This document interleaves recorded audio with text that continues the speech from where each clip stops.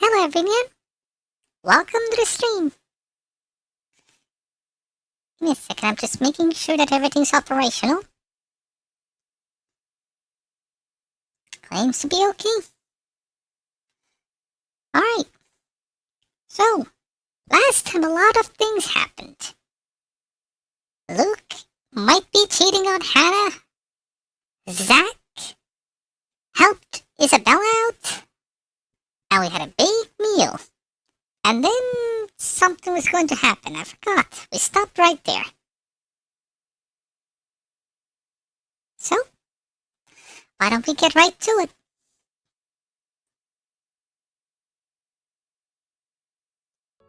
Here we go. Let me just adjust things to the place and off we go. Right, we were at the middle of the meal actually.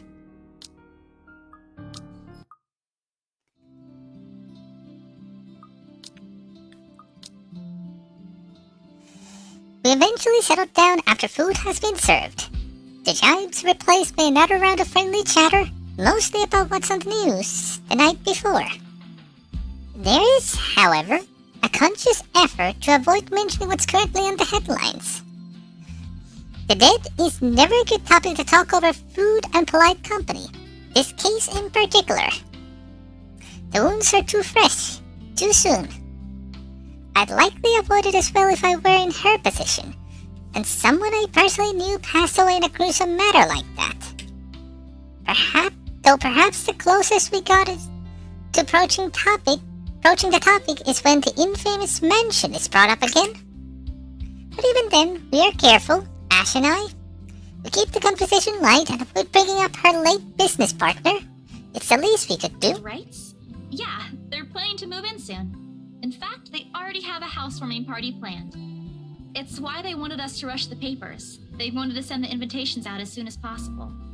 Oh, now I get it. Get what? Remember what I told you last night about the new clients? Vaguely? Sorry, I was a little out of it yesterday. Was it the photo shoot? Yep, it's actually for the one you sold. Ermine, something. When you put it that way, I suppose it makes sense why my boss wants me to prioritize the couple. They can have those documents rushed at just a snap of their fingers. Then they're more influential than I initially thought. Man, I guess my boss is expecting a lot more from this project than I expected. Hope I can live up to it. Your photographs are more than good enough, Zach. You'd probably win an international award if you let yourself. Ma'am Hana's easy to please, too. As long as you're good at following instructions. Easier said than done. Different clients have different tastes after all. Fair? Still, a week? I don't think that's possible. Now that you mentioned it, yeah. They wanted everything finished at the earliest. To be honest, it's not unheard of, but... But it's still weird. Still weird, yeah? A slip of the tongue. Still barely noticeable to someone who's already familiar with Ash's ways, yet in this moment, it's impossible to miss. I showed him a curious glance, but he ignores it. Better pointedly. I can't exactly say it's like that, where I'm just the middleman after all. As much as I want to comment on it, I only know what's on the surface, not the in and outs. It's just that BRC and my boss are more hands-on with the legal stuff this time, despite having a separate department dedicated to it. Ah, Maybe Mr. Wright helped with it too. They have their own legal team for this, don't they? Well, they should have one. Especially for a big property like this. They have, but like I said, it's off our hands. Rose and I don't handle this stuff in the office. If anything, to me, this just means I'll be able to send the rest of the funds to Papa's treatment earlier. I guess that makes a whole lot of sense. Officially off our instant noodle diet, aren't we? Ash, has anyone ever told you that you have an uncanny way of ruining the mood? What? I was just saying. A few more months of stuffing your face with those, and I'm sure you'll start to look like a noodle cup. That's a pretty picture. At least I don't live off convenience store food. Or make poor, unassuming pressure cookers explode. huh? What? How did you... Oh, come on, Zach. Sorry, it just came up while we were cooking earlier. I'm in impressed, Ashton Frey. You even made it to the news. How? A one-time thing. And it wasn't as big as you seem to be imagining. Oh, sure. Let's all pretend that one time you almost set my apartment on fire didn't happen too. Hey, that was an accident. You were making a salad, Ash. How do you almost burn a house down while making a salad? That is some dedication. Can we please move on to a different topic?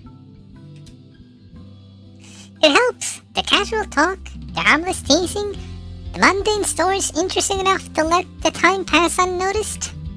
By the time lunch ends, the shadows are no longer at forefront of my mind.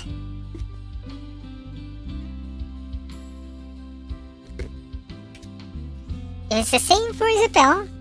For whatever troubles her, I can never tell. These things, the anxiety, the fear, they ain't easily seen, ain't easily forgotten after all. You go on ahead. I've got a few things I need to ask Zach. I'll be downstairs in a minute. Confusion briefly flashes in her eyes as she catches the keys he tosses over, but he doesn't give her an answer and waves for her to go ahead. How sure are you I won't be driving away with your Shirley? You don't even have a license. Do you even know how to? Papa taught me how. I'm probably a better driver than you. See you later, Zach. Thanks for the food. Always has to have the last word, don't you? You're welcome. I'll send you the recipe for the potatoes tonight. A grin is back on her face when she leaves and closes the door behind her. For a little while after we're left alone, Ash goes wholly quiet, listening, waiting for her remaining footsteps in the hall to fade. The earlier amusement is gone from his face, replaced by what I can only describe as trepidation. I know that look all too well. Ooh, woo. Hello, souls. Welcome to the stream.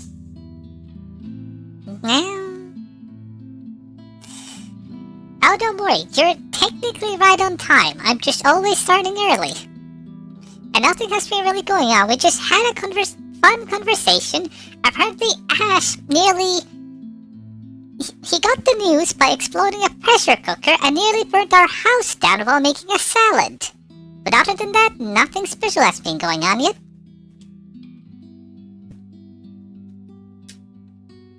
And when I say ours, I mean Isabella's, not Zach's. We're fine. We didn't let him cook. When he's like this, he's expecting shit about to go down at some point soon. That wasn't very nice, Ash. What was that with Isabella earlier? You're usually subtler with your questions. Huh. Also, how are you doing, Souls? I forgot to ask about that. They hired you. Hired me who? Huh? Don't change the subject yet. What's really going on here? The Wrights. Luke and Hannah Wright. You said your next gig is with them. Yeah? Is that what this is all about? Just be careful around them. You have no idea what you're dealing with when it comes to that couple.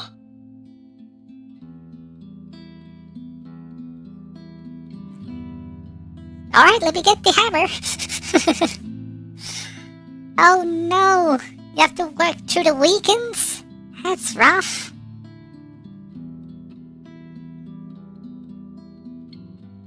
I wish we all could get as much time off the work as we want, which in my case would be forever. I'd rather you stay as far away from them as possible, but you're already here. Isabella's their real estate agent. Seriously, of all the people in Luxburn. Are you suspecting them? Okay. I guess I'll just have to take your word for it.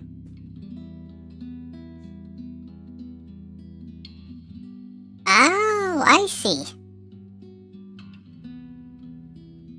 So that's how it works.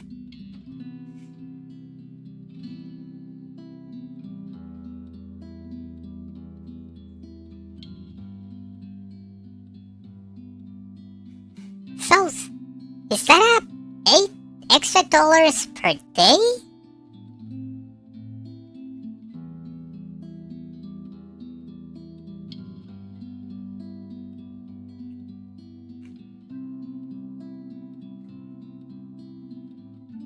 $22.50 an hour. That is pretty good. 8 plus normal rate, so that is a 50% increase. That's pretty good. Well, almost 50, but still, that is pretty good, I must say. And depending when the off weekend goes, you might get an extended weekend, depending when they put the days off on the normal days.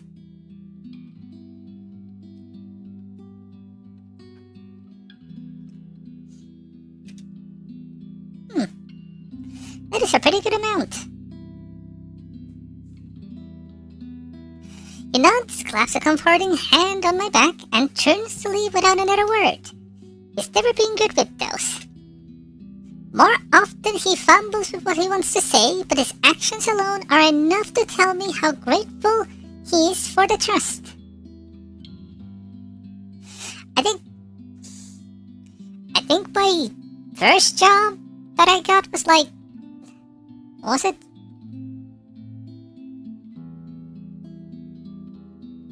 $10 an hour?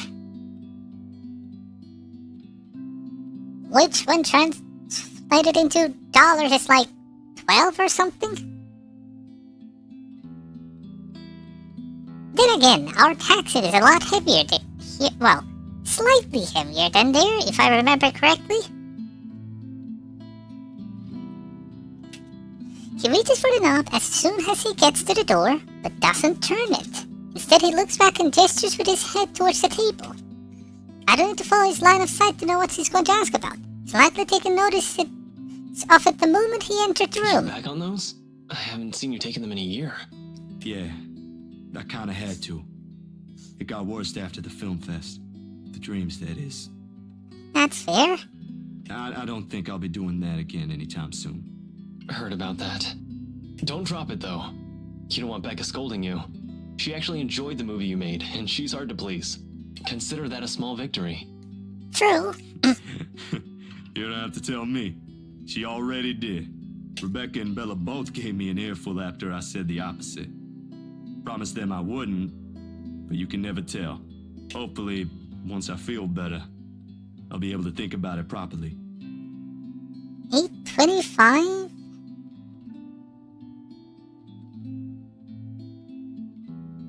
$41. I quit. Nope.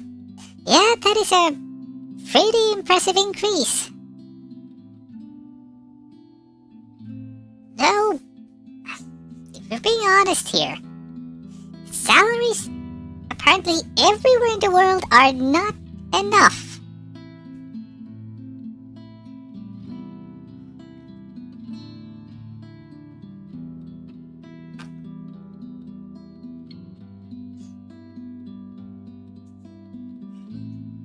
Yeah, not as much.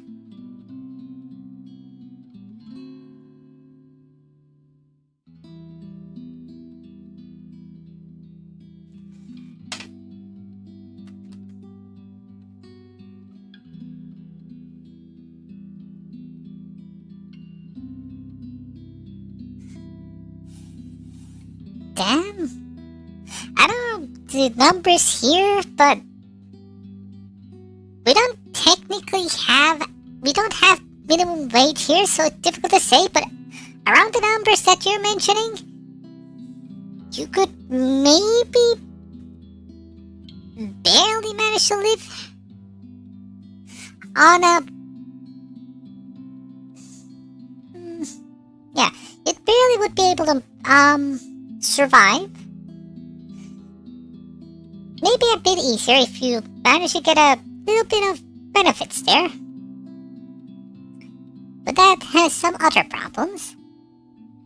Yeah, here we don't have. It's, the minimum wage is decided by units instead, so it depends where you work.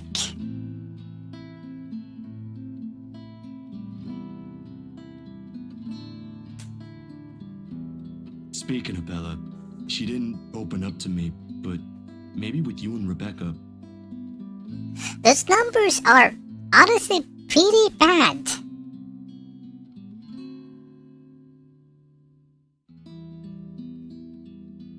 Because those...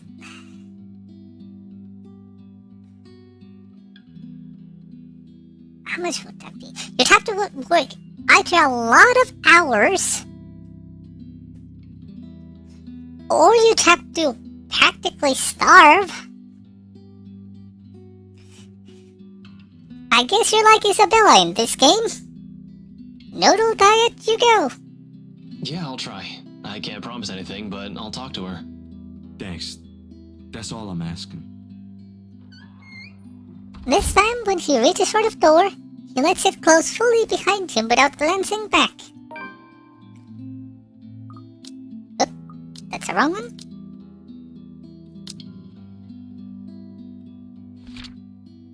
Ashton arrived to fetch Isabella hours later, but she didn't want to leave after all the food they prepared. In the end, Ashton acquiesced. Never seen that word. And stayed. The Wrights and Zack upcoming gig were the few topics touched during their talk over breakfast.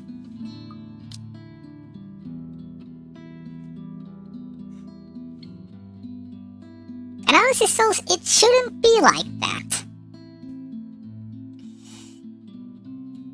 This is one reason why I'm a heavy supporter for the basic income.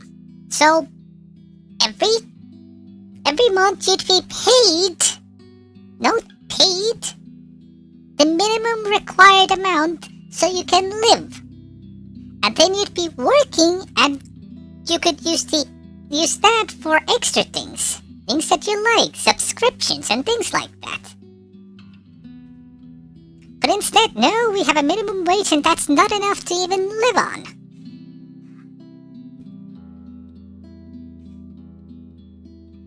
I do hope that things get better over time, but honestly, the world's not looking bright. Amaltran sweeps into the room as I close the door behind him, slightly disturbing the papers on the nearby fridge. A lone note flutters by my feet, the letters on the surface glaring at me with a mute intensity. Ermengarde mentioned H. Wright, 11 a.m. After Ashton's warnings, they all hold a different meaning now.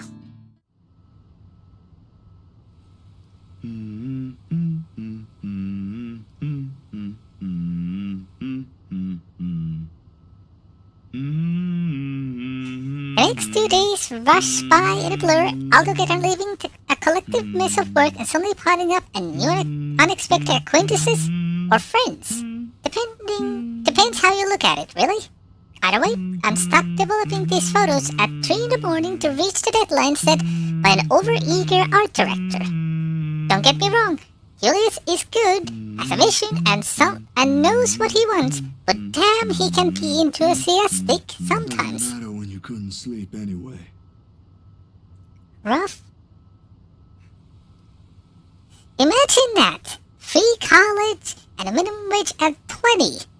That would have been actually amazing.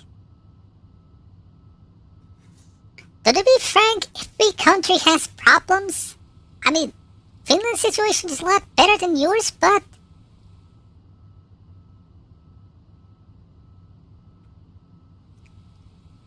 it's mostly just pure benefits.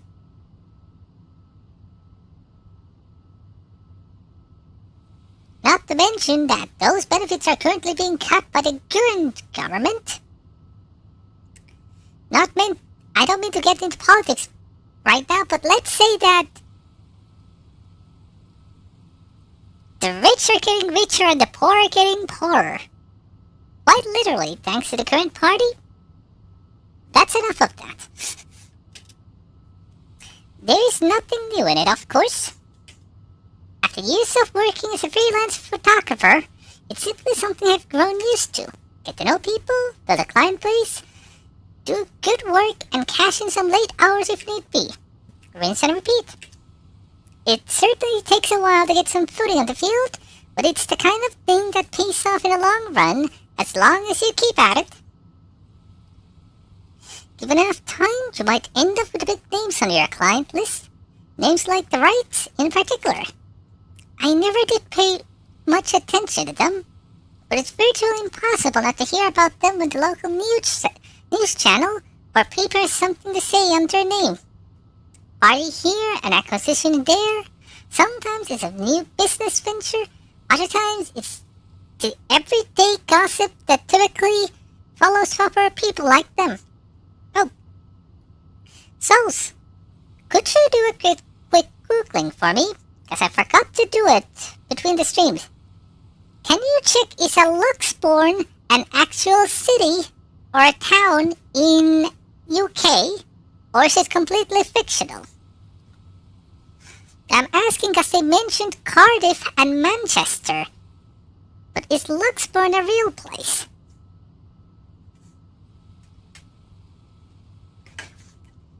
Typically it's a new business venture, other times it's an everyday gossip that typically follows popular people like them. Not in a million years did I ever imagine I would end up working for such high-profile couple. And between that and the fuss that comes with, it leaves me no time to ponder over whatever happened to Isabella, or why Ash is so adamant we keep away from the pair. They do seem like the good folk, though, despite the whole fame thing.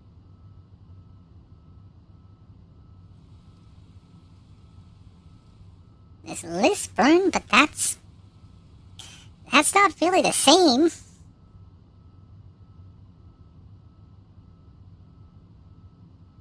Sounds somewhat similar, but that's about it.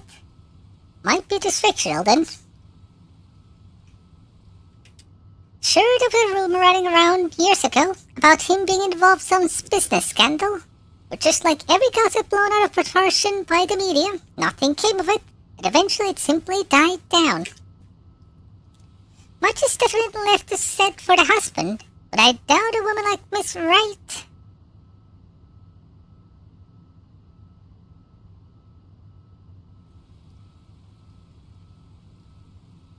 Wait, am I reading that right? Yeah, Miss Wright would pick him if he doesn't have any good points at all. Miss Wright, Hannah herself, though, she ain't particularly bad the way the press makes her out to be. The tabloids had it all wrong, that's for sure. For someone born with a silver spoon in her mouth, well, she ain't exactly what I was expecting. Among other things, the newfound friendship is what I least expected from her, but here we are. And I agree with Zach. She doesn't seem as bad as I initially thought. Although with a life as public as the Wrights, no wonder it's the woman who often gets the crappy end of the stick. I can't help but feel sorry for her. She's a real nice person when given the chance. Heck, she might have even ended up friends with Rebecca and Isabella too, if they weren't living worlds apart. Oh, if you only knew.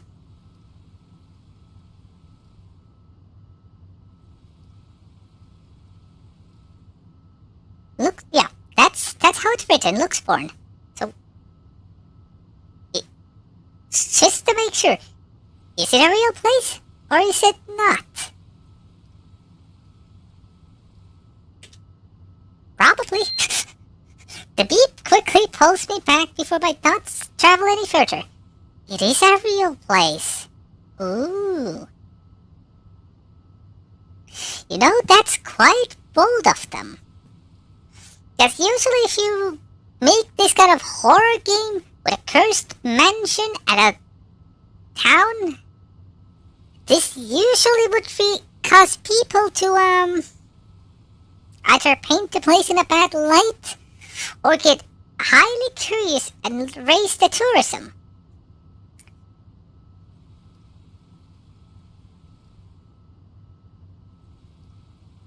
Wait. It says it's fictional, but it's a real town? Huh? Okay. Investigation time.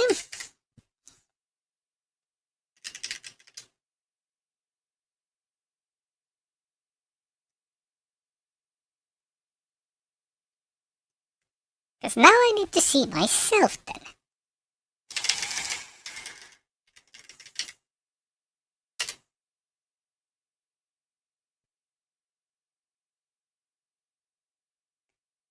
There's a Lux box. It's a Lux Born, but that's in Australia.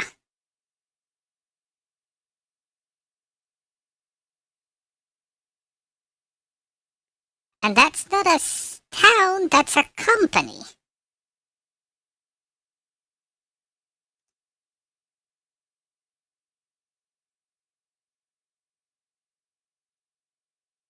Put current address.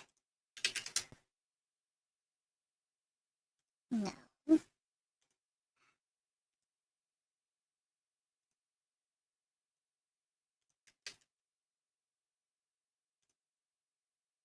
Aren't you being fussy, computer?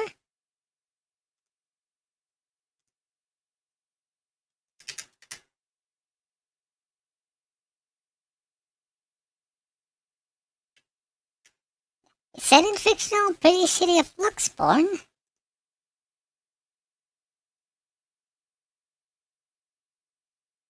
Yeah, because when I wrote Luxbourne on Google Maps, it only gives a company in Australia and Luxbucks, which is also a company, but no such city. But yeah, it's usually bold to make such claims unless it's a very, very famous city, like, I don't know, London. At that point, nobody cares. Or if it actually has rumors.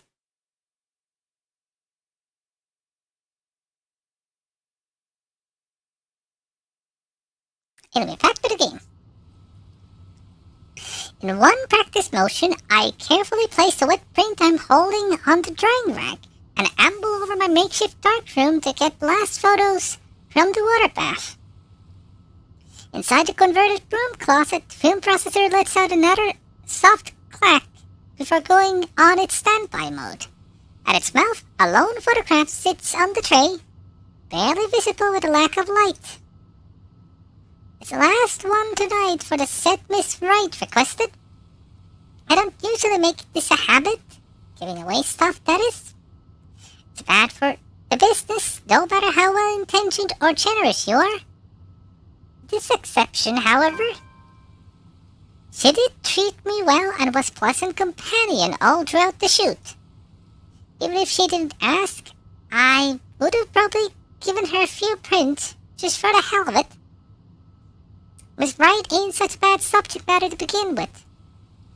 And maybe this is just me, but for someone who has everything at the palm of her hands, all the money in the world, a loving husband, and a plenty big mansion to call home, she's lonely. She doesn't just appear like it. It shows in the tone of her voice, how she moves, and most certainly in her smiles. Always hidden behind a glamour for the world to never see. Sometimes for people like her, small things like these helps. A little reminder that the world can be kind too. Water drips from the paper as I blindly pick it up and gently lay it on another tray holding a decent amount of photo flow.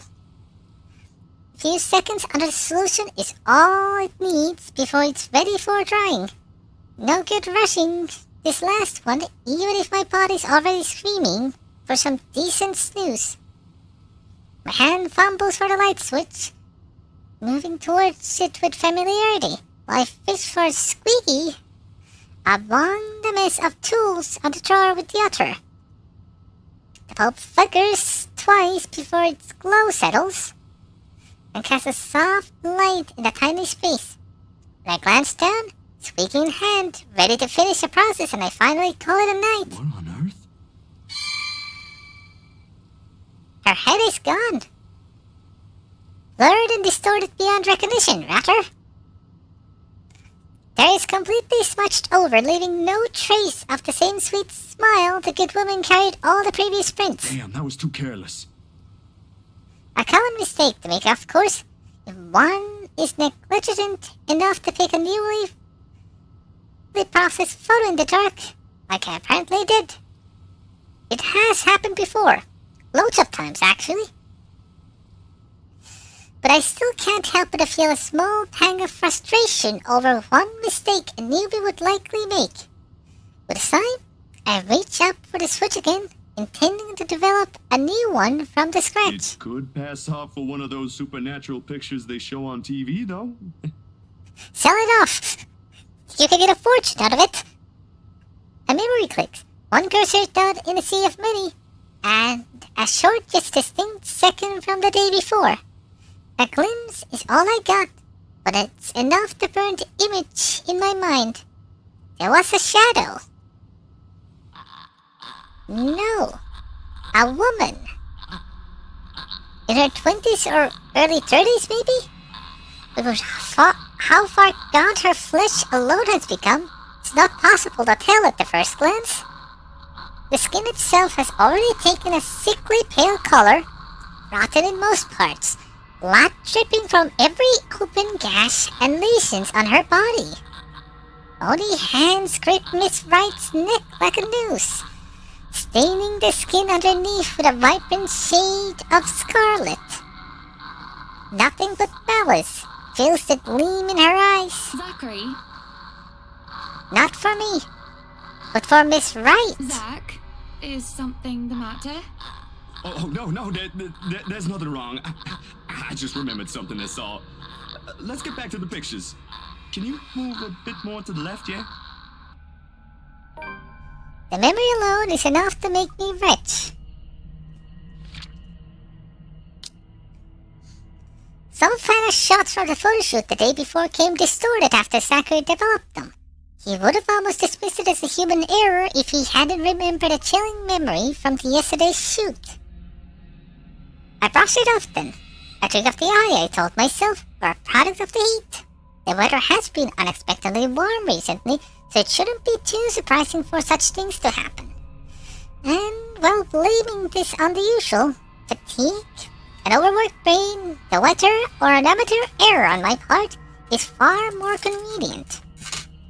It makes a whole lot of sense than what the small voice inside my head whispers. The same kind of voice that only makes itself known when something afoul. The same one that lent curious ear to Isabella's worries about the mansion. And with each second I spend staring at this photograph, the murmurs in my head only grow louder against my ears.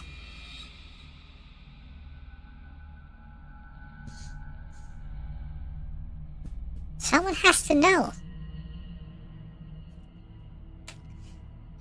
I think it would be best to show it to Ash, even if he wouldn't believe it. Show it to Hannah probably wouldn't do much.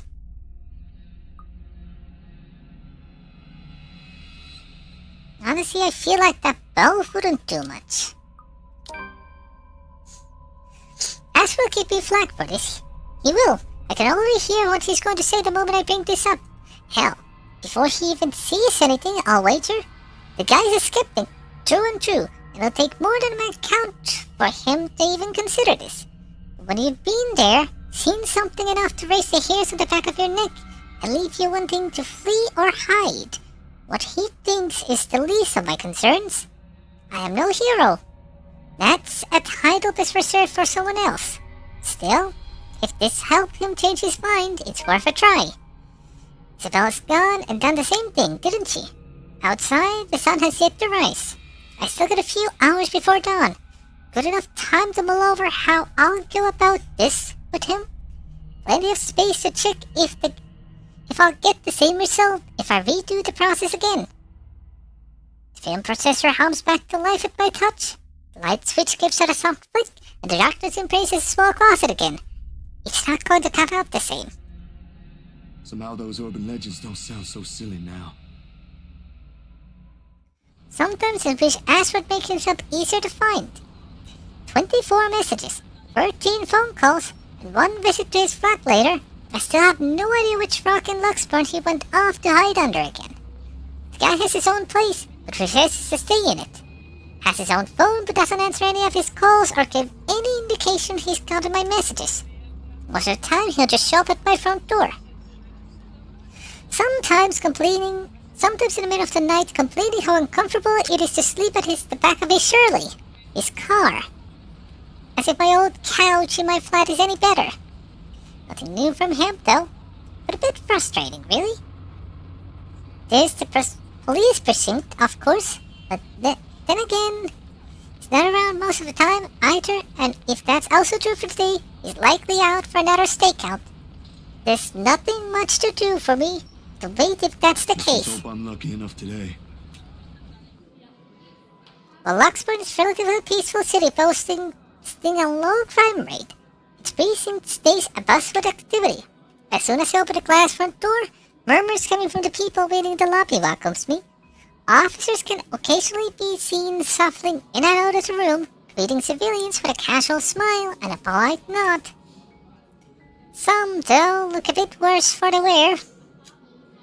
Like the receptionist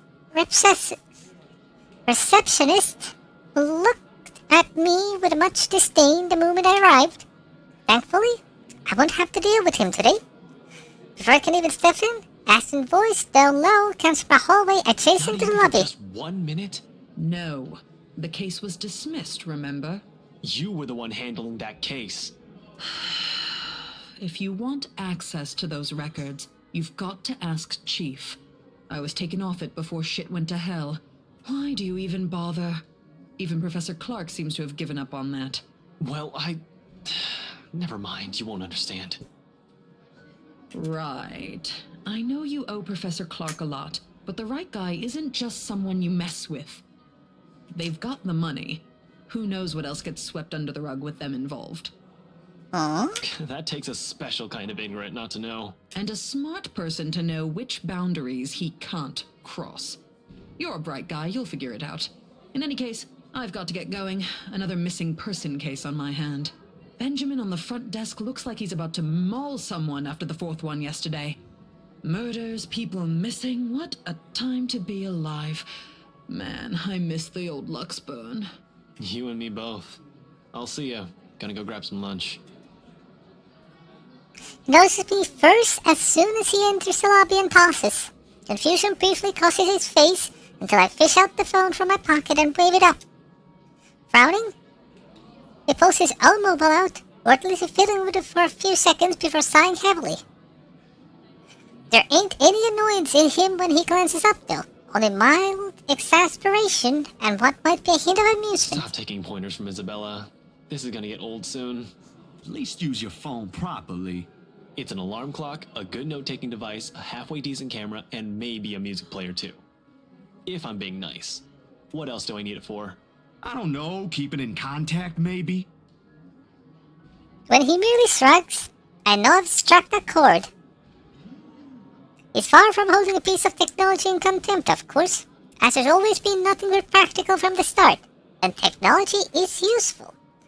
Only when he gets too focused on one thing, like the case he's handling, he tends to forget there are other things around him.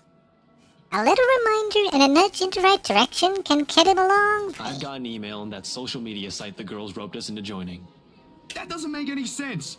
Also, you've got an account before any of us had one. For policing purposes? Anyway, why are you here? I thought you have something scheduled today. Or was that yesterday? That was yesterday. Look, about that. There's something I want you to see. He stops with a tap on my shoulder, walks past me straight to the door, and gestures with his head towards a very irked receptionist when I raise an eyebrow in Over question. lunch. I haven't eaten anything since last night, and Benjamin there doesn't really like loiterers around here. Wordlessly, I follow after him, but not after sending the poor guys behind the table an apologetic smile. As expected, he takes a seat in the farthest corner of the cafe, a good way from the window, but easily out of view for who comes and go. Secluded enough not to be disturbed by the lunch rush hour or be overheard by a curious bystander. If I didn't know this is a lunch he invited me to, I would automatically assume I got dragged into another stakeout. After years of knowing him, though, this has simply become one of his many habits he has gotten used to. Food arrives in minutes later. Ooh. A slice of their vegetarian quiche for me. Meanwhile, Ashton has opted out for a cup of coffee, plus a gracious serving of deliciousness. Also, look at that art on the coffee. Even Cat couldn't make that. You having cake for lunch? Hey, let him eat whatever he wants. He shrugs and proceeds to dig in without a hint of remorse. Frankly, it's like seeing a child get his Christmas present Don't tell early. Rebecca. I'll get an earful. It's just for today. You should listen to her, though. The kind of work you do, you'll need to eat something other than sweets. I don't want to see you drop dead in front of my apartment again.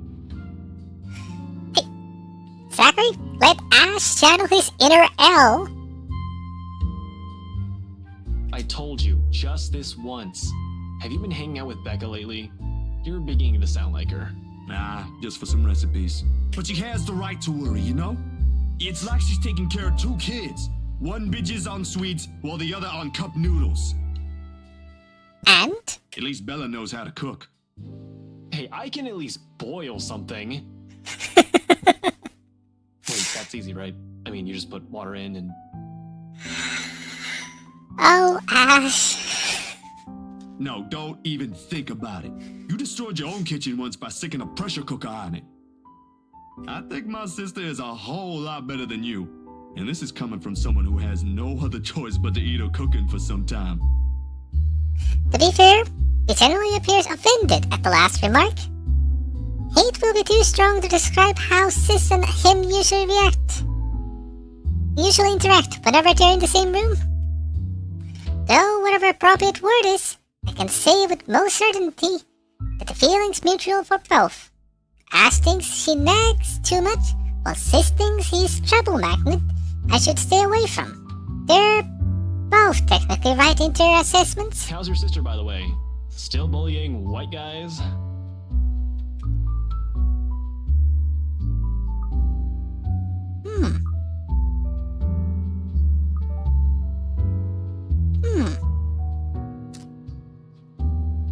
She's married to one now. You do know she's married to one now. Relationship up. I hope she doesn't end up poisoning him with her cooking. Pot calling the kettle black? She can't be better than me. Actually, she is now. They're planning to start a restaurant sometime in the future. I was bedridden for days after eating some of the stuff she whipped up. And now you're letting her cook for other people? Don't worry, Ash. We're all going to die eventually. Don't exaggerate. It was just for one day, and you're the one who refused to leave your apartment.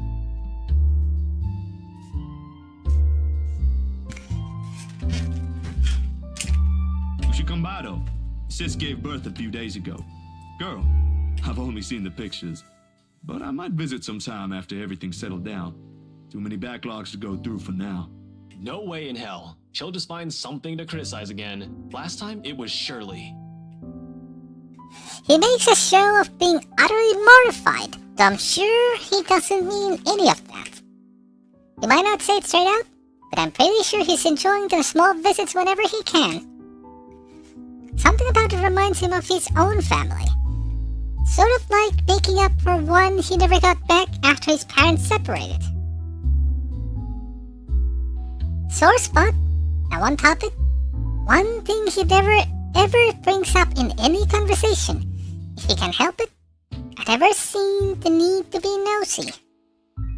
There's some wounds that you're just not meant to open. And for the both of us, the sentiment goes the same way. As if you ain't already on a shit list. You're just afraid of her. In your dreams. But I'll think about it. Can't just drop this thing at the moment. His change in tone is subtle, but his aggravation over the matter hangs completely palpable in the air. Still no closer? The opposite, actually. There's been some slip-ups here and there. Careless mistakes, and let's just say I'm waiting for him to make another one. What about you? How are things on your end? all piled up on top of the other. But I can manage. Still recovering from the expenses for the movie, so the surge in new projects helps. Well, there's this one thing. The expression of his face grows more puzzled with each photo I spread on the table. There's about 8 of them. All of it reprints of the same thing. Miss Wright's distorted head on the photos. It takes a minute to go through each, eyeing the prints warily. The furrow on his brow doesn't ease even as he gathers all of them into one pile and sets them into a neat stack in front of me with a heavy sigh. Hana Wright? Yeah. How did you... The locket. She never takes it off. Evan's family heirloom. I wouldn't even think about asking why or how he knows that.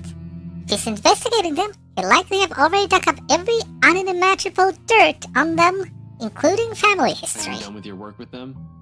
Yesterday, yeah. It's just a small feature for a magazine. Interviews, photos, standard stuff, nothing big. But see, here's the thing. I don't know how else to put this out there without sounding crazy, but there really is something odd with that place. Remember the letter?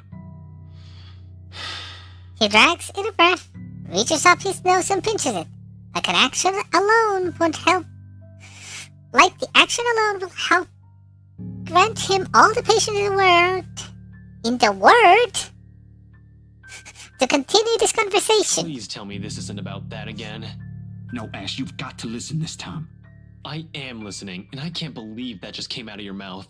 These are some blurred out photos, and that letter is just a stupid prank. I expected this from Isabella, not you.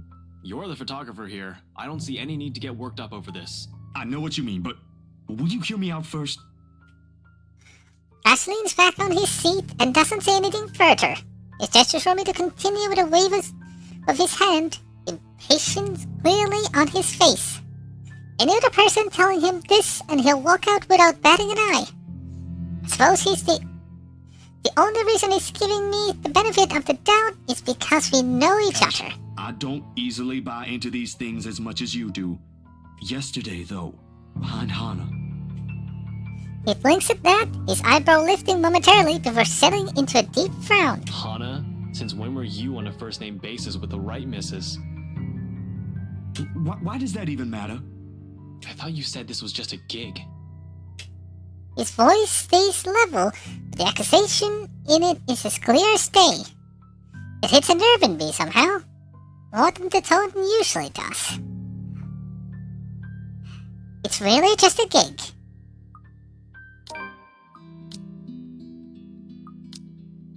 Patient can be a tough thing to summon at times, but we didn't get this far as friends if we didn't let our own tempers be the lord of us. Oh, it's really just another freelance work. He eyes me skeptically, the same stare he reserves for people he interrogates. I've been on the receiving end of it, early in our friendship. Years later, he already got the unimpressed police look down pat. Hey, there's nothing going on with me and Miss Hana. She was just being friendly. Insisted I call her by her first name. That's all. I wasn't implying any of that. You're not that sort of guy. I know, but let's just get that out of the way. The just-in-case elephant in the room scenario, aight? She's a married woman, Jesus! Not with the image she presents in public. No, but trust me, she ain't any of the things the tabloid writes about her. Like I read any of those. I know you don't, but keep it in mind, will you? Will do. Though I can't promise she'll get off scot-free if she's involved. And with how you're acting, it feels like I'm doing a solid for your girlfriend. Cut that out, will you? And I'm not asking you to. Besides, what's currently going on here is more important. Alright, lay it in. Recounting everything takes the better half of our lunch, but he manages to listen through the entire thing without snide comment. A feat in itself, actually. At the end of it, Ash merely nods, takes out his phone and excuses himself. Off to a far corner of the cafe for some privacy. You can even afford to have it in such a place as public as this. Returns in a little while and hands me a small I card. can't stop you if you're willing to believe in this crap. Give this guy a call. You're better off talking to him than me. He's at the public library now if you want to catch him there. He used to be my professor back in the university. Oh, no, I don't think that's... Go on, I already gave him a heads up. You know I can't help you out, man. He gives my arm a tap and walks off, mumbling about checking back how things are at the precinct. That's actually interesting.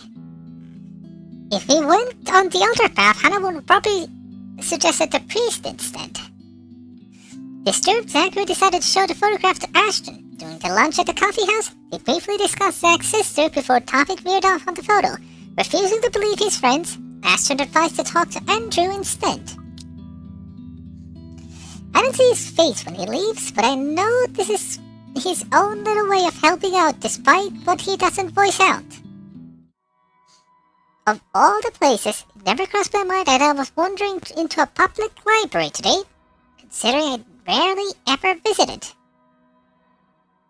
Somehow, there's always been this kind of disconnect between me and books in general.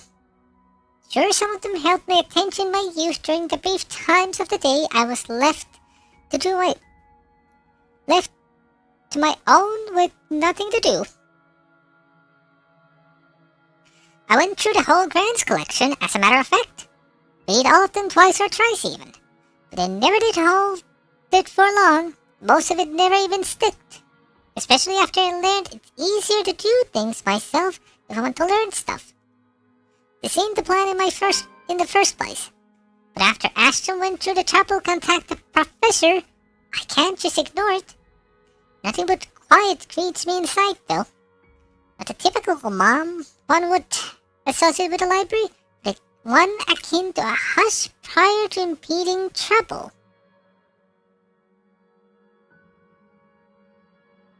Or perhaps I'm overthinking again. I really like to think I'm just thinking too much about this, that this is just a lack of sleep talking. Regardless, apart from the group of students murmuring in a corner somewhere, the place is free of its usual visitors. All while my footsteps echo in a manner unsettling enough to raise the hairs at the back of my neck. Much to my relief, it does not take me long to find him, being the only occupant in this side of the room. Professor Andrew Clark. I never personally met the man, but Ash has spoken highly of him several times. In fact, he's Ash the Go Guy when something's troubling me with a case. My steps are unsure as I approach. At any rate, he greets me with a warm smile like grandson he hasn't seen in a long time. Ashton's friend, I take it. Zachary. You'll have to forgive this old man if I don't get your name right. Oh, no, you got it. It's Zach. Zachary Steele, Professor Clark. He gestures at the empty seat across the table while he returns to his books. The next couple of minutes pass in relative silence as he continues to read and takes notes from the pile he accumulated on the table. Maybe I should have taken a book first before heading here? But before I can even get far into that idea, Professor clicks the book shut and sits it atop the stack next to him. Ashton told me you were hoping to get answers from me. Although I'm not quite sure what I could share, I'll do my best to help. Why do you sound like Gaben? Kinda look like him now that I think about it.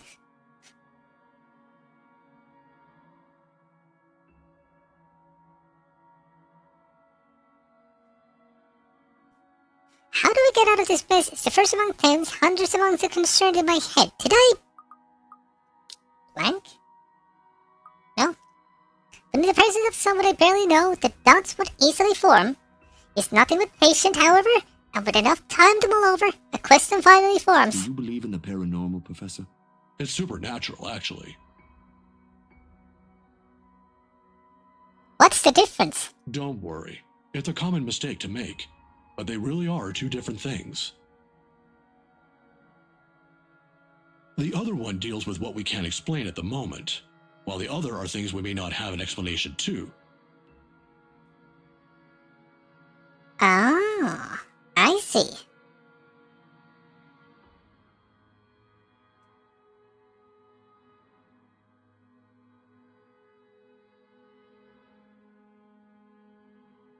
Here. He places a couple of papers in front of me.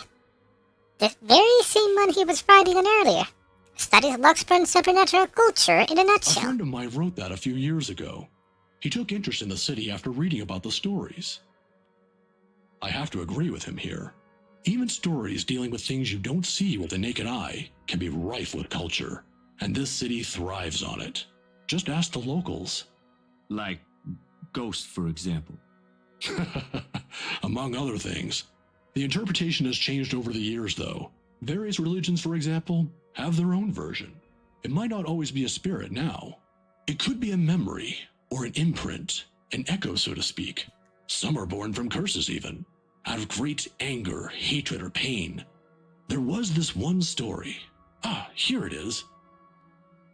Another book is pulled from the stack and placed open atop of papers while he speaks with such passion that it makes me wonder if some part of him believes these to be true. It is interesting, though, even if I'm personally not a fan of such stories, and soon hours pass without my In the notice. end, it asked for something to be sacrificed in order to destroy whatever anchors the wraith. A sad tale, that one.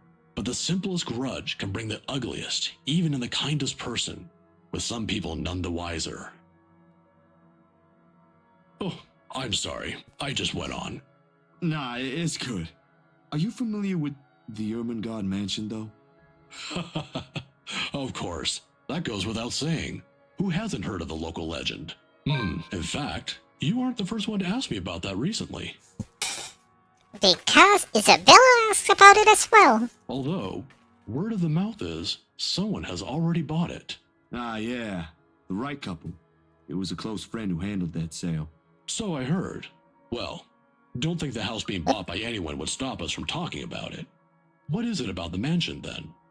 I just want to ask what you think of it, sir. We're going to need more than an afternoon for that, young man. You see, it's the kind that has changed over the years, passed down from one person to the next.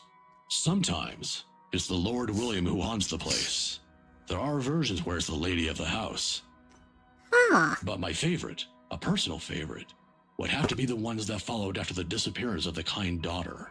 Well, what about these then? There's a moment of hesitation on my part before I pull out Mrs. Wright's photos and lay them all in front of him. Unlike Ash, though, the professor inspects each print with great interest. That gives me some hope, at least. When were these taken? Need some advice, Prof. Just the other day. Do you think those are the same? Perhaps. Perhaps not.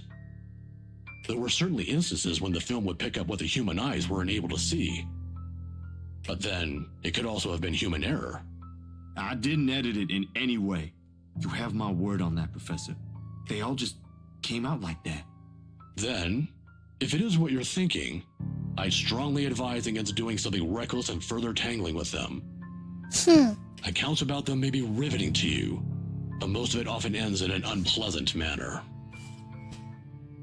Well, I'd like to do that. My friends are involved. What about those people in the house? If there is something in there, shouldn't they know? I'm sure they're already familiar with the legends, but... Some people might deserve it, however. Deserve what, sir? All of a sudden, the tenderness in the professor's eyes disappear, his face becoming unreadable. It became anime! Help! As though catching himself, he hastily clears his throat, gathers his books, and rises from his seat. Professor? I'm sorry. I just remembered something I neglected to do. You'll have to excuse me, Zachary. All right. Do you need any help with that?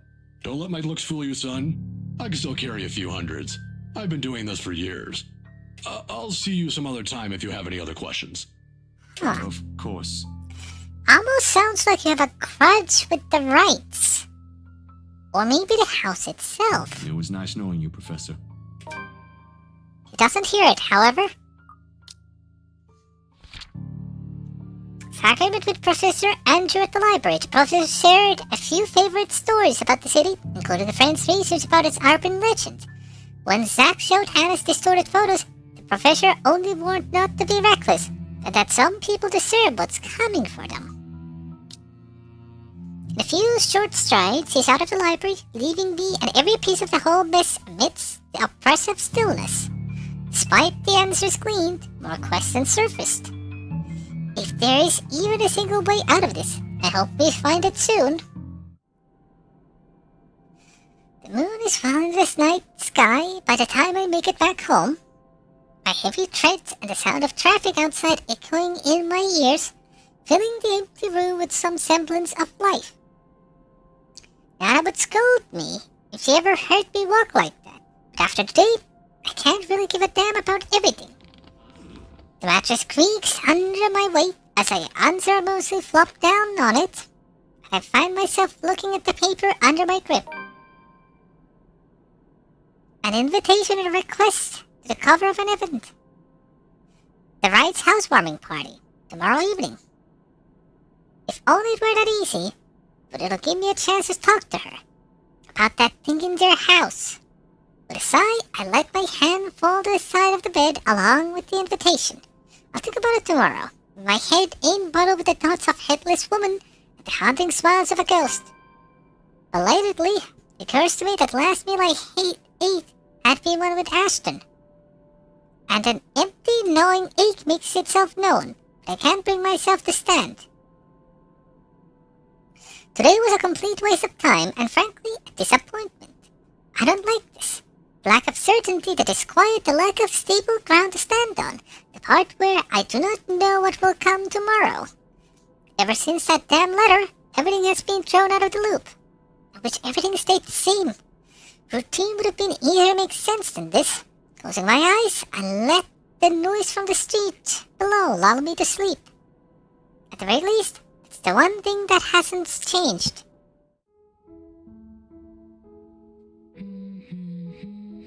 Melody carries into the hall long before I cross the threshold.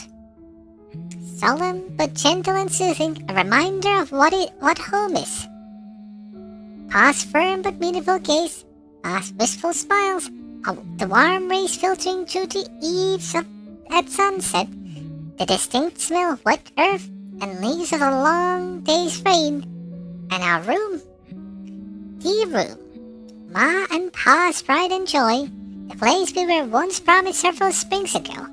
Yet it won't stop. No, wait! Come back! I'll be good this time! Please don't leave! Please stay! The floorboards are cold under my feet more than it usually is. The walls more foreboding than I'm used to. Farther and farther the room goes. Ma singing ceases and Pa... I can't hear Pa. Not above the raucous clanging and the deafening roar of gunshots, nor the screams of replacing the comforting sought melodies. There's only the blinding fear. When the light breaks, her skin has already taken a sickly pale color, rotted in most parts, blood dripping from every open gash and lesion on her body. Only hands grip on Hannah's neck like a noose, straining the skin underneath with a vibrant shade of scarlet. Nothing but malice fills the gleam in her eyes.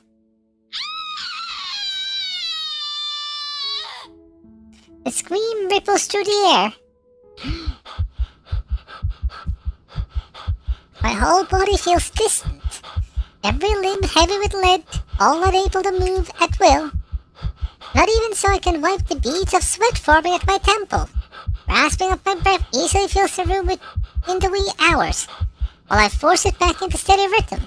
There's a tightness in my chest I can't shake off, my heart pounding against it as if it's about to burst out. Something cold has settled in my legs. Not the usual chill that comes and goes with a passing breeze from the window, but one strong enough to sting, shackle, and leave a frigid sensation creeping up my skin. With every circle I make, the pressure winds firmly around my legs. Tighter, and tighter, and tighter, all until it becomes too much. My heart stops.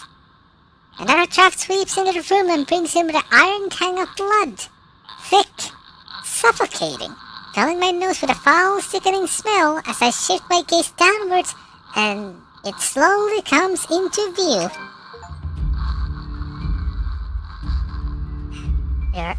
Nightly vision when the nightmares just won't go away. The mouth stretched in a hideous smile and eyes brimming with nothing but madness. The stench of gore taints the air around me, and I can't look away. From it, her, from the terror and the death of her uncanny twisted features alone scream. I try to open my mouth to shout, to ask for any help. My voice has left my body altogether. All I have is a painful realization that no kind of plea will ever save me from her. Then suddenly, the bed dips.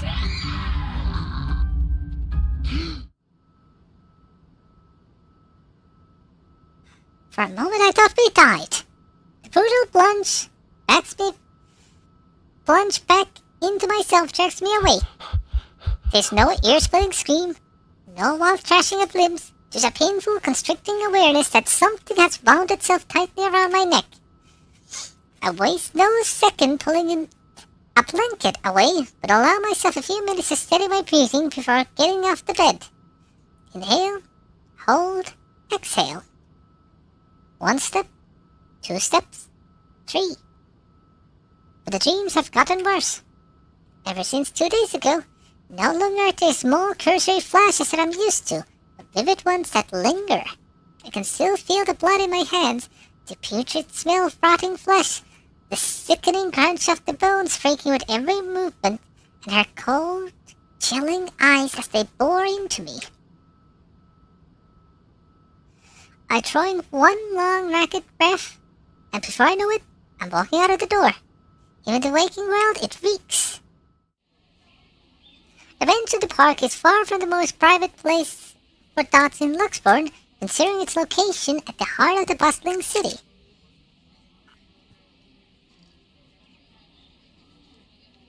But in the early hours of the morning, it provides enough peace and quiet for any poor problematic soul who happens to wander here. The city is just waking up, a little later than usual, but knowing what day it is, one can't fault it for being a little tardy just this once. Yet neither the pleasant morning chill, nor the soft twittering of birds does anything to banish these images. Every single one has rooted itself on its head, its claws sticking deep in what is no longer a safe place to hide in. London Bridge is falling down, falling It used to be easy, finding some pretense of peace under the guise of sheer optimism, following an easy, regular routine.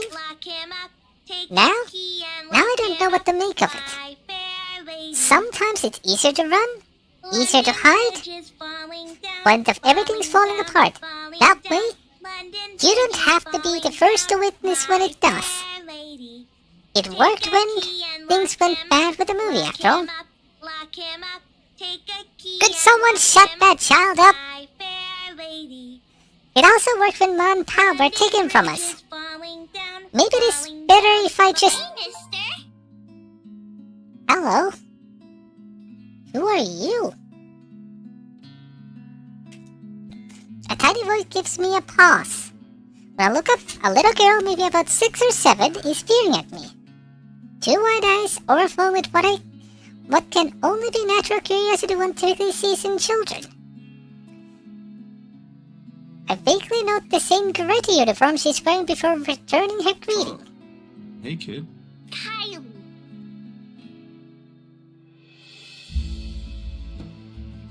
Oh!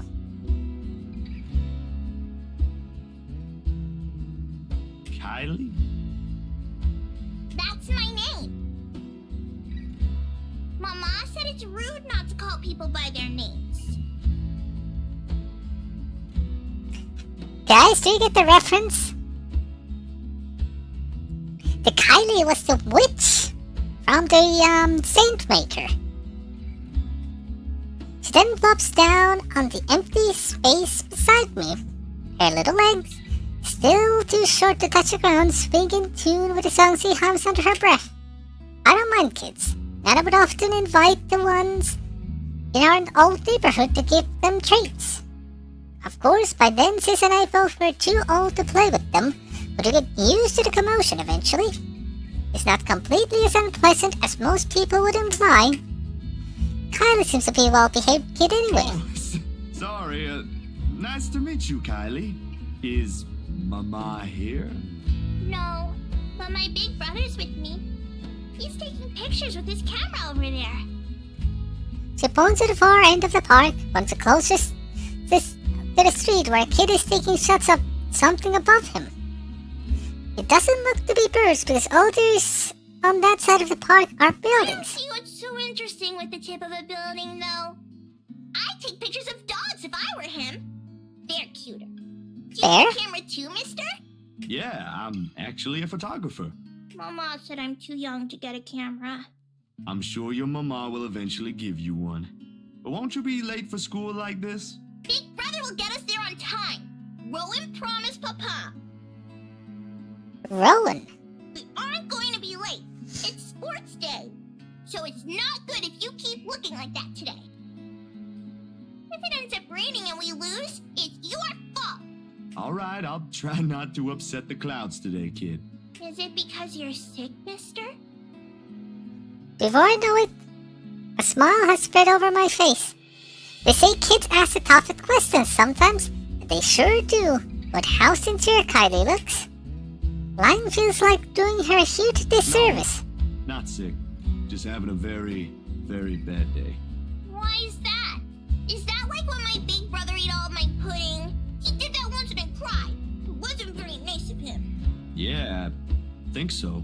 You see, there's this mean girl. She's given my friends and I a lot of trouble. Hard to keep up when things are like that, you know? Especially when you can't do anything. It's kind of scary. Makes you wish things will just stay as peaceful as they used to be. Maybe she just wants to be friends with you? I highly doubt that. About that, there was something interesting you mentioned before, Zachary. And I wonder how much that's true. She already hurt one of my friends. What if she's just sad? Or maybe she just wants help. I mean, the letter does say help me. That's what happened with Melody. I let her borrow my crayon when she left hers. Now we're playmates. It's not really the same thing, Kylie. What she did, they're pretty bad things. I still think there's another reason. Did you try talking to her?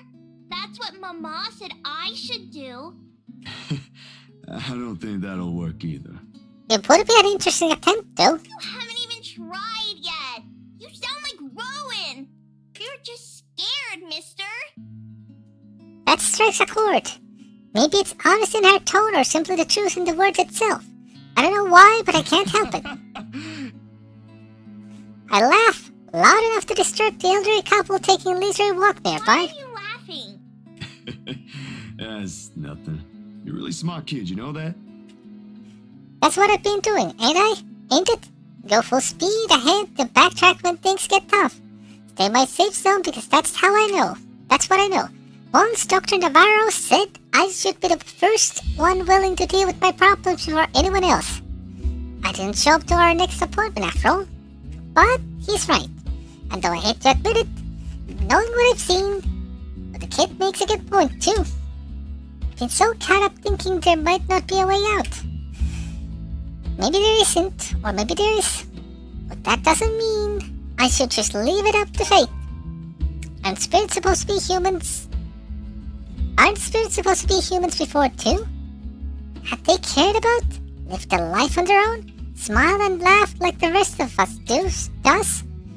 Or do they really lose all of it after death? You better get to school, though, or you'll miss sports day. You should have won yourself some awards, alright? Alright. Can I show it to you when I do? That can cheer people up, right? In the distance, her brother calls for her, and I took the sign to leave. Got things to do to face. Few steps, they say. Nah, I'm good now, I think. Thanks to you. Besides, Mister needs to go.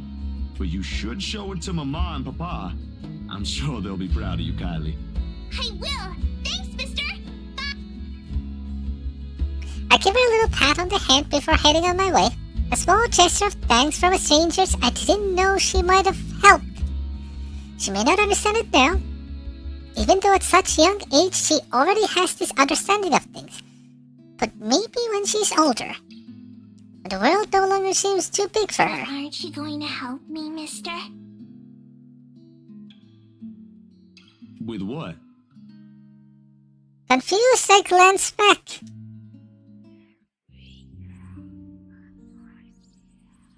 Oh, I do not like that. Whatever cheer our little tug brought has vanished under the shadow, suddenly dancing in my eyes. This frigid air is most definitely not how the morning chill should feel like. Bitter, stinging, unwelcoming. And the kid? What do you think, mister? Are you going to help me? What do you want from us? The response never comes, however. Because when I blinked, gone. Hello? Mister? Are you okay? For several passing seconds, I let my stare linger on her face, waiting for any sign of another change. But all that remains in there is a carefree smile of a child. None of the spite, none of the cold, bloody smile. Nothing, huh? I really need to go, Kylie. It was nice meeting you. See you again, mister! I break into a run.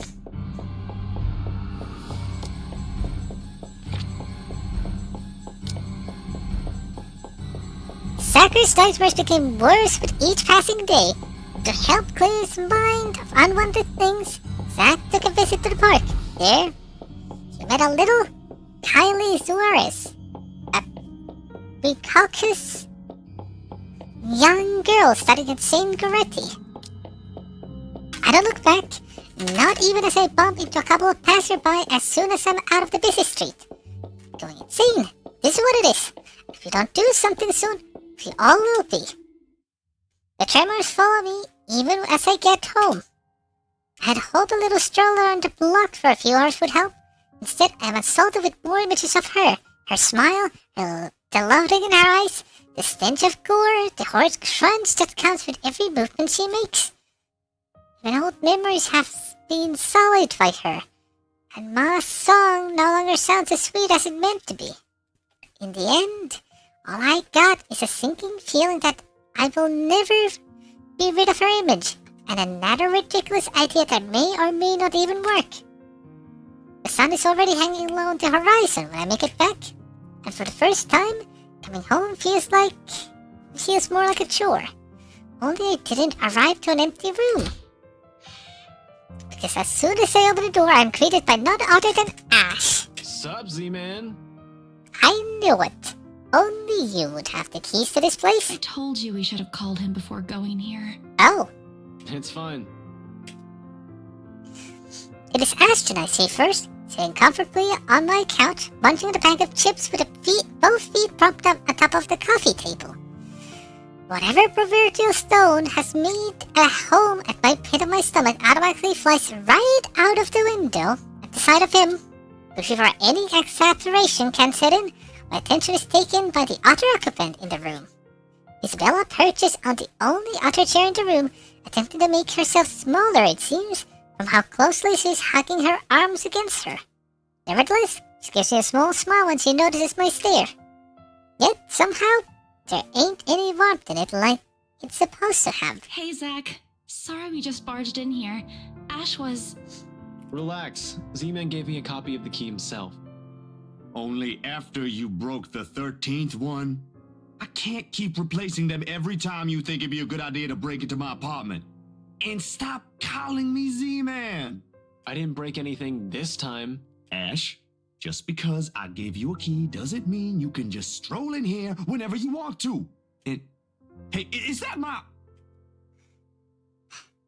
Ash smirks at me, because of course, he has the gall to smirk knowing what he did. He pops in what is very likely the last piece of chip into his mouth, and folds the wrapper neatly on the table before throwing it on the nearby trash. From her chair, Isabella shoots me an apologetic smile as soon as the foil hits the waste bin with a dull thunk. Her common sense dictates that I should be angry, but after everything, having something normal play out in front of me, no matter how childish her antics can get, I can't bring myself to muster even a tidbit of it. Behind me, this television starts playing the music for the end credits of a movie. They have likely been waiting for a while if Ash has gotten impatient enough to rummage through the cupboards and watch some. Of course he eats all of it. You know, I was saving that for the weekend. Did you at least share some with Bella? Don't worry about it. I'm good, Zach. Really? But it's free food, you know? What was that you usually say? You don't say no to free food? What happened? No, I'm just not hungry. Ash only shrugs at the question in my eyes. I can't be the only one who finds this vibe she's giving off to be odd. The guy has no doubt already caught the wind of it. Aye. But if you want something, just say so. I've got a fully restocked pantry right here at your disposal. Still not a 5-star level thing, but for an empty stomach, it'd do. Just say the word. Thanks, Zach. Maybe next time. Food is not really what we came here for. Ash, he's the one who... She casts a brief glance at Ash, and in an instant he sits up. Every trace of amusement is gone from his face as he clasps his hand in front of him and leans forward. A minuscule gesture meant to ease, yet a grim expression on him tells a different story altogether. Alright, you two, what's this about? I don't like those looks. What I said was weird, I'm aware of that. But I'm not taking it back. Isabella's not the only one here who's seen it. A short but tense pause follows. They're both stalling. Under normal circumstances, I'd wait. With these two, the more you force it, the more they'll clamp down on it. But as the handful of seconds continue to slip by, the unsettling feeling in me also grows with it. Soon it turns into impatience. If I can demand a response, though, one of them finally speaks up. It is Ashton who speaks first. I'm not asking you to. No, you're right. There really are some odd things going on here lately. How is everything with you lately, Zach? Hold on, Ash. Both of you. Did I just hear you say that? Is this why Isabella's here? Has something happened? Calm down, we're just here to check on things. So, did you meet Andrew about the photos? What photographs? The said photographs have been sitting untouched the day I dumped them in my drawer. Isabel goes very still when I hand her the small stack. To her credit, she does not flinch like I'm expecting her to, and flips through to each of them in silence. While her eyes remain strangely calm, her hands have gone rigid and her mouth has set into a thin line. She, out of all people, understands what this means. In hindsight, she should have been the one I approached before Ash. What did Andrew say about them? It could be one, but there's no guarantee it's a supernatural thing. It doesn't always happen. So, that's a dead end right there. Now that I think about it, bothering that guy for this feels pretty silly now. But with the dreams lately... That's all? Did he say anything about the damn letter at all? Did you ask him even? I pause, glance at him skeptically. I don't know where this sudden curiosity is coming from. But Ashton, calm, cool, collected, always logical Ashton, takes interest in this. Something or someone must have fucked shit up somewhere. Or the world is ending. Seconds pass. The apocalypse I'm expecting to go along, but it doesn't arrive, however. Yeah, that's really everything. The letter kind of slipped my mind. The photos were more important at that time. There was some stuff about the local horror stories, though. Talked about the curses, and he was really fascinated with the story about a wraith asking for a sacrifice to move on. Kinda nasty if you ask me, but it does make sense if you simply go along with it. I vote Luke. I'm not sure how this will help in the grand scheme of things. Why are you asking about this anyway? Rose's death isn't just a coincidence, Zach. It may have something to do with... I may have... Wait, stop right there for a sec, Bella. I thought you ain't buying this stuff, Ash. Just the other day, you said the exact same thing. I still don't, but even Rebecca, out of all people, claims there's something. Whatever this is, someone has got to look into it. Everything about this screams shady. Are you sure you even have the time? Ain't you busy with your current case? Excuse me for a second.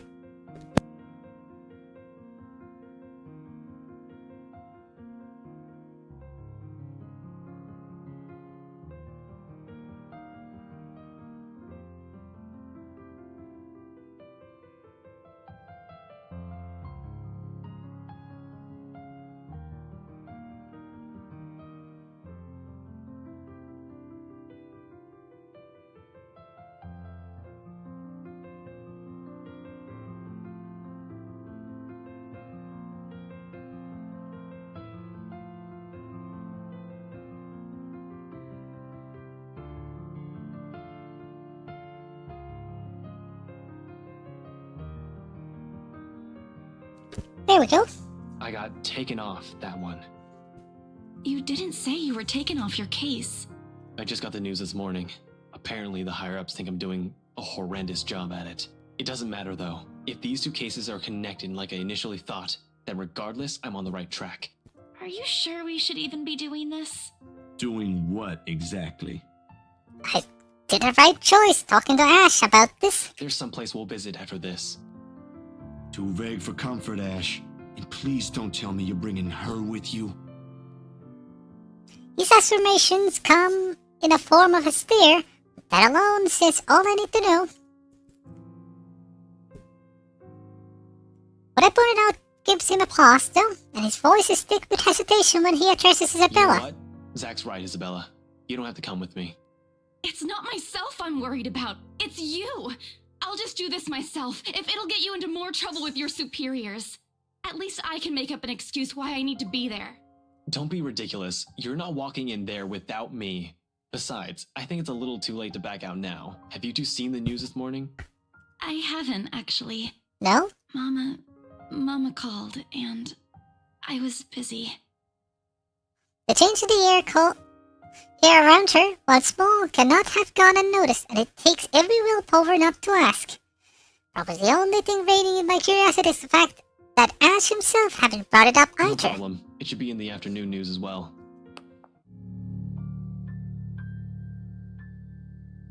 A man burned after the room catches fire.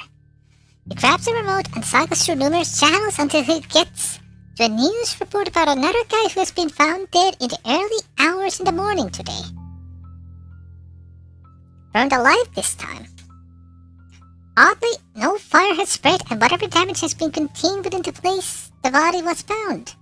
The room itself, however, has been completely vandalized. Help me. Help me. Help me. Another murder the authorities claimed. Isabella and I knew better. None of us shift even after the report ends, but the room has suddenly felt stifling. As the nights have gone hooded with what appears to be restrained anger, and the remote in his hand squeaks mightily under his grip. The stone is back in my stomach. A tiny little thing gripping at my insides, growing with every passing second as the dread sinks in. Or you might be hungry. In the thick of it, Isabella's voice is the one that breaks the hush. A small, weak thing on its own that wavers unevenly between words, but every syllable with heavy with meaning. This is because of that thing, isn't it? I did this somehow. When it fades, all that's left in the air is her doubt and fear, while all we can do is cope. Is there something I can say to make her feel better? We can fix Way this. too late. We could still fix this. There's 3 of us here. We're practically the best friends with Ashton now. Also, this explains why Luke hates us so much. 4 if you count Rebecca. No, she's staying away from this. I think it's too late for that. She lifts her gaze a bit, eyes steady and shoulders squared as she holds it against the baffled look I give her. Although in the next second, it immediately softens and it takes me by surprise nevertheless. In those brief moments, it's like I faced a different I person. don't want to involve her in this any more than I already have. Both of you as well. I already said it. That's completely out of the question. Stop asking. Still in all, that's 2 extra heads who can do the thinking. Between us 3, I'm sure we'll figure something out pretty soon. Don't make this whole thing sound like it's a piece of cake to deal with. It ain't. But better than sitting around here. Plan is still a plan. You're going to shoot yourself in the foot one day with that kind of thinking. We don't even know who's doing this. The last 2 murders might just be similar incidents done by 2 different suspects. Hasn't stopped you from going after them before. Remember that time when you... Okay, stop right there. There will be no retelling of that incident today, Z-Man. Or ever. Keep calling me Z-Man and maybe I will. Suddenly, Isabella laughs. Though muffled by her hand, it rings light and easy against the thick tension in the room. Still a far cry from the usual cheer she carries. with a ring's welcome shift in the otherwise dreary Thanks, you mood. two. I'll tell you about it when he's not around. Give it up, Z-Man. She's not interested. Who says I'm not? Ass makes a face but chuckles at the jest despite himself. Why am I even friends with you two? And like this, most of our worries ebb away, if only for a few moments. They take the usual leave mere minutes close to sundown. Regardless of the lighter mood, little has been said of their plans, only vague hints of what they're aiming to do after. While it ain't any of my business to know, something about this whole thing still gnaws at me. A tiny passing though urges me to do something as well. At this hour, the streets are once again busy with the people heading home after hard days at work. Little of the hustle matters to them as they step out of the crowded walkway, however. Ash especially.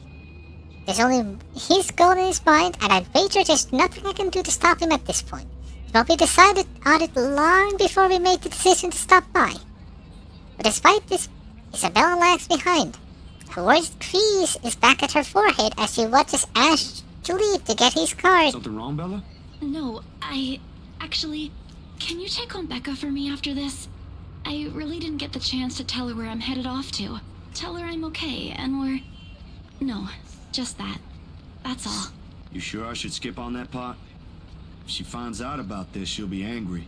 I don't really want to deal with angry Rebecca. It gives me a stomachache just thinking about it.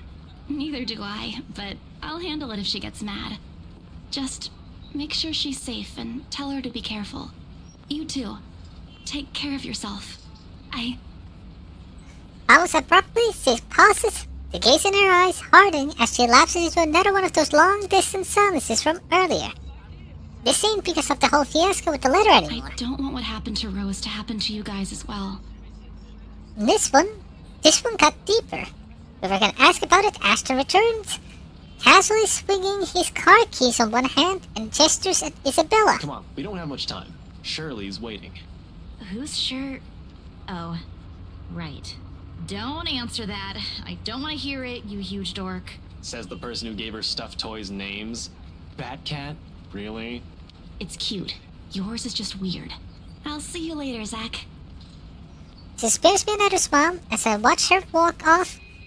Only now it did occur to me that none of those she gave today did ever reach her eyes. I make a grab for the back of Ash's parka. He staggers briefly before correcting himself and shooting me with a confused stare. What? Who's okay? Isabella. She's been, I don't know, out of it today? Did something happen earlier? The skull on his face says it all. She's actually been like that this morning. I'll ask, but... Just do me a favor and watch over her. We have no idea what we're dealing with. I don't know what happened to her since the last time I saw her, but from how she's been doing today, whatever it is, seems like a pretty big deal. Wait, you didn't annoy her again, did you? Because I swear to God, if you did, you've got another thing coming for you. What? No. Why would I? Just so you know, I already apologized for the one at the movie house. Granted, she deserved more of an apology, but I meant it that time. I'm just asking. I'll take your word for it. But if you can find out what's bothering her, that'd be nice. Honestly, I don't think it's the letter this time. I'll see what I can do. Make sure you keep yourself out of harm's way, alright? Yeah, you too. Don't do anything reckless again. Reckless, no. But I can't make you to promise I won't do anything. After seeing that, there's no way in hell I'm going to pretend there ain't a problem when there is. This is a really big one, and I'll be damned if I let anything happen to you guys while I sit here. I'm done running when things get tough. He's about to argue for a moment, Look, bro, but if things ain't good, I'll be the first one out. But allow me this one thing, alright? Just this one time. If it doesn't work out, you'll be the first one to know. You can laugh then, or berate me all you want. But please don't ask me to step aside like I'm incapable of doing anything to help. I have no idea if it's the look on my head or the tone of my voice. Ultimately, though, his mouth presses into a thin line. He nods. Alright, stay safe, Zach. When he stumbles in the sidewalks and allows after him crowd to swallow him whole, I like to think the tiny gleam in his eyes is the closest we can get to optimism in this situation. Upon returning to his apartment, Zachary was greeted by Asher and Isabella. Now suspicious of what was happening, Asher informed Zach that he and Isabella will try and get to the bottom of this. He also warned Zach to be careful. Also, may I just say, Ash looks very anime in this one. Whether that alone will be enough to give me a peaceful sleep tonight remains to be said.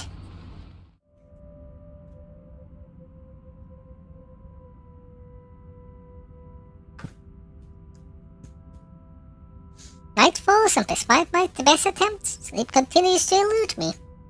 With her image still stuck in my head, flashing every moment it catches me off guard, with Ma's lullaby still echoing in my ears, no longer the soft tune it once was. The terrible gnawing at the pit of my stomach, it's no wonder I can't bring myself drift off, even for a little while. It is not as if there's a complete lack of things to do while waiting sleep to come, if it ever will. And at 2:45 in the morning, I find myself cleaning my photography equipment with no other reason than just to pass time. Oh no. But I'm going to be honest, it's not the night terrors that are keeping me wide awake tonight, but anxiety and the hope to hear from Asher or Isabella soon. And for whatever, perhaps the 42nd time, my eyes shift over to the end of the table where my phone lies still. I've not heard from them since they left. They haven't promised a call, of course. A small part of me wishes they would have the common sense, at the very least. Waiting is a tough game. The more concerned stretching out minutes far longer than usual, it's impossible for more unpleasant thoughts not to enter my mind. Moreover, it does not help that when the clock finally strikes 3, my hand stills. It'll be a complete and utter lie to say my heart didn't leap out of my throat in a brief second. My whole body has gone motionless, ears straining for any further sounds. A couple of 10 seconds pass. Nothing. Of course, with how old the building I'm staying in, power fluctuations ain't anything new. Every now and then this would happen, leaving a few tenants in rather bad mood. Nothing unusual anymore after a few years of living here. But this time, the sudden hush brings with a stillness that raised the hair at the back of my neck and set my heart beating hard against my chest. Something reeks in the air, and in an instant, this place is no longer home. It's a prison. Every rational fiber of my being screams at me to leave.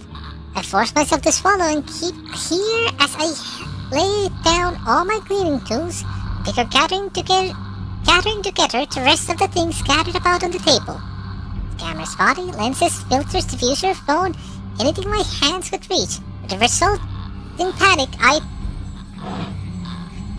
like in the nightmares, the scent that reaches me first, a foul putrid smell filling my lungs with a heavy stink of death. My fingers clamp tightly to the camera, holding it closer to my body as if the tiny thing would provide enough protection to whatever is in the room with me. It won't, but it's the only comfort I have. And for knowing whoever she is, she had once been a human. Perhaps not all of it is gone. Perhaps some of it is still there. I know you're in here. What do you want? Something moves behind me. A soft scuttling over the walls, followed by the squelch and the painful creaking of what can only be rotten flesh and broken bones. Without hesitation, I roll around, my fingers and camera ready, patiently waiting for another movement. I can help you. Whatever it is that keeps you here, I can help. That's what the letter's for, ain't it? You don't have to keep taking people's lives.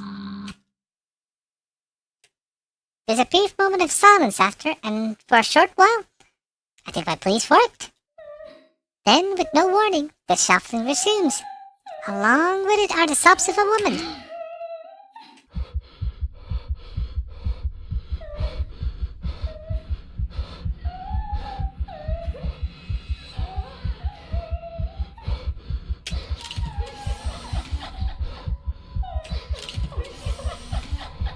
There! When 4 QTs on normal difficulty without skipping. The light flashes brief fleetingly one last time, allowing the glimpse of her grotesque, misshapen feature before it is once again lost in the darkness. All of a sudden, her tune changes, no longer a soft cry, but a high-pitched shriek, brimming with pain, grief, and anger. Every ounce of courage I mustered flees from my body at the sound, and the next thing I know, my hand is gripping at the knot. I'm wrenching the door open. Her veils follow me as I flee into the night. Pacing has always been more of an Ashton thing than mine. When I want to think, I sit and let the minutes tick by until an idea comes to my mind or a pulse settles down. And yet, the giant leaves a twig crack under my shoes as I make another pass at them. There is too much to describe what this is. There's no way in hell I'm going back. Whatever she is, pleading won't work. The moment we saw that letter, she's been after us. I can't run. Not this time. Nearly 2 hours have gone by. Solid to come from my room for the solitude at the park. 2 excruciatingly hours since I've started making calls. No one's answering. Not even Rebecca, who has kept her phone line open in case other people need her. Or Isabella, who frequently checks her for any message and regularly responds as soon as she can afford. It does not help that Ash hasn't said the word when he went off to as well. Damn it! I knew I should have asked him before I let him leave. Knowing him, he can be anywhere. But there's only one place he'll likely be at this time. The sun has already peaked over the horizon when I make it to the mansion. I have no idea what I'm expecting to see when I got here. There's Ashton, first and foremost. The part of me wishes my assumptions are correct and he's somewhere close by on a stakeout.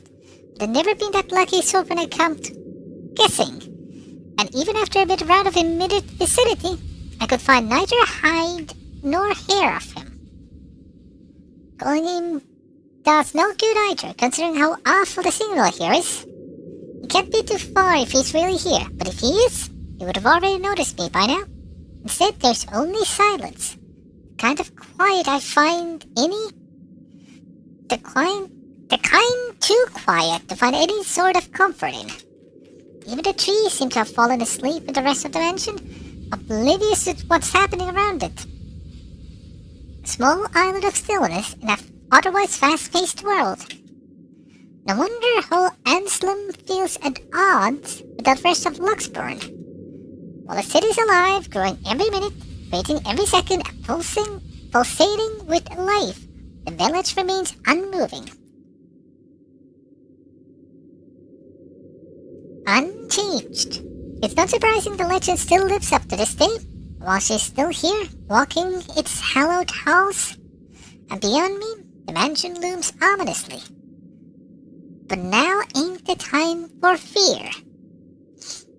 Even if Ash is not here, I've got to let the Wrights know what I've seen, what's in their home, and whatever grievances Ash has with them doesn't matter. There might be grounds for imprisonment, but they don't deserve the brutal death at the hands of one malicious spirit. I'm sure Isabella would want the same thing. I head straight for the door without a second thought. It takes a few rings. The sound loud above the foreboding stillness before I hear the footsteps on the other side. Only a Nancy would knock at such an ungodly hour.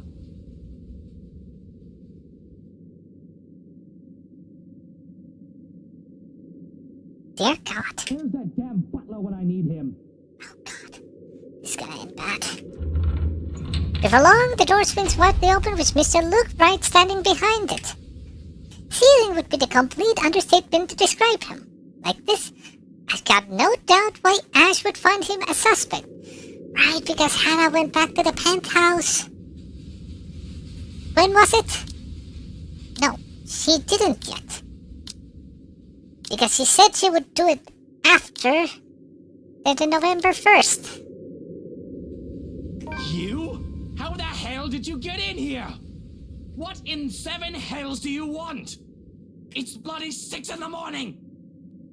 Listen, sir, I know this is not a good time. Oh, it's not a good time. Did you even check the clock before coming here? I bet you didn't. Unlike you, the ones living in this house need to sleep. Come back when people are actually awake, or I'll call security on you. Before I get a word in, he slams the door to my face and bolts it shut with much finality. You gotta hear me out. You're both in danger if you stay in there. Have you seen the news lately? Everything's not a coincidence. Only silence answers me. Maybe if it was Miss Right. Oh, who am I kidding? There are limits on how far a person will believe in you. Then again, I didn't believe Isabella when she warned us. And now I'm here, desperately trying to save people, even if I'm aware it's completely out of my own capacity to do so. Is this what they call karma? If so, this is one horrible way of turning things around. Taking people's lives, playing with people's fears, making them feel useless. You're around, ain't you? You here? Inside this house? Listening, watching, or whatever it is that you spirits do? What did they do to you? I can help you, you know? If it'll let you move on, I'll gladly do so. You don't have to kill anyone. Nothing? I don't know who I'm talking to, or if a sane person is supposed to be doing that.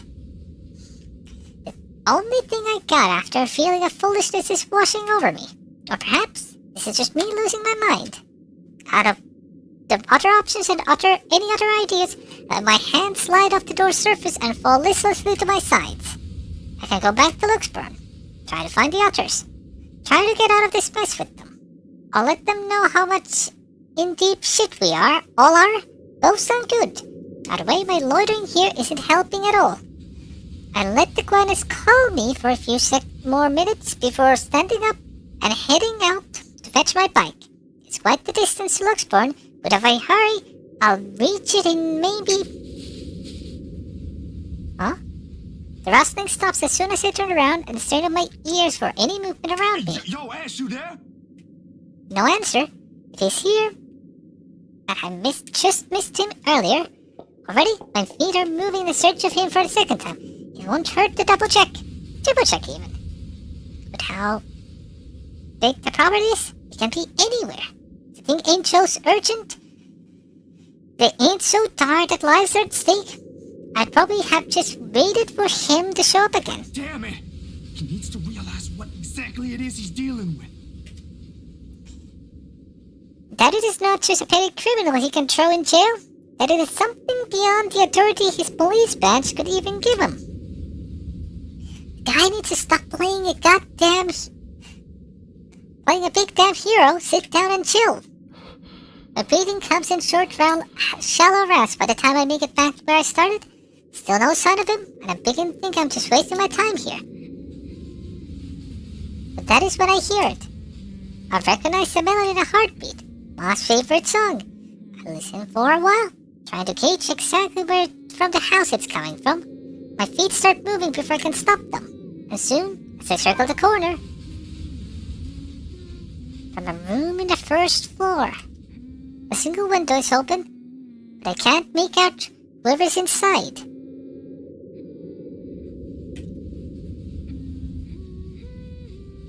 I don't see it.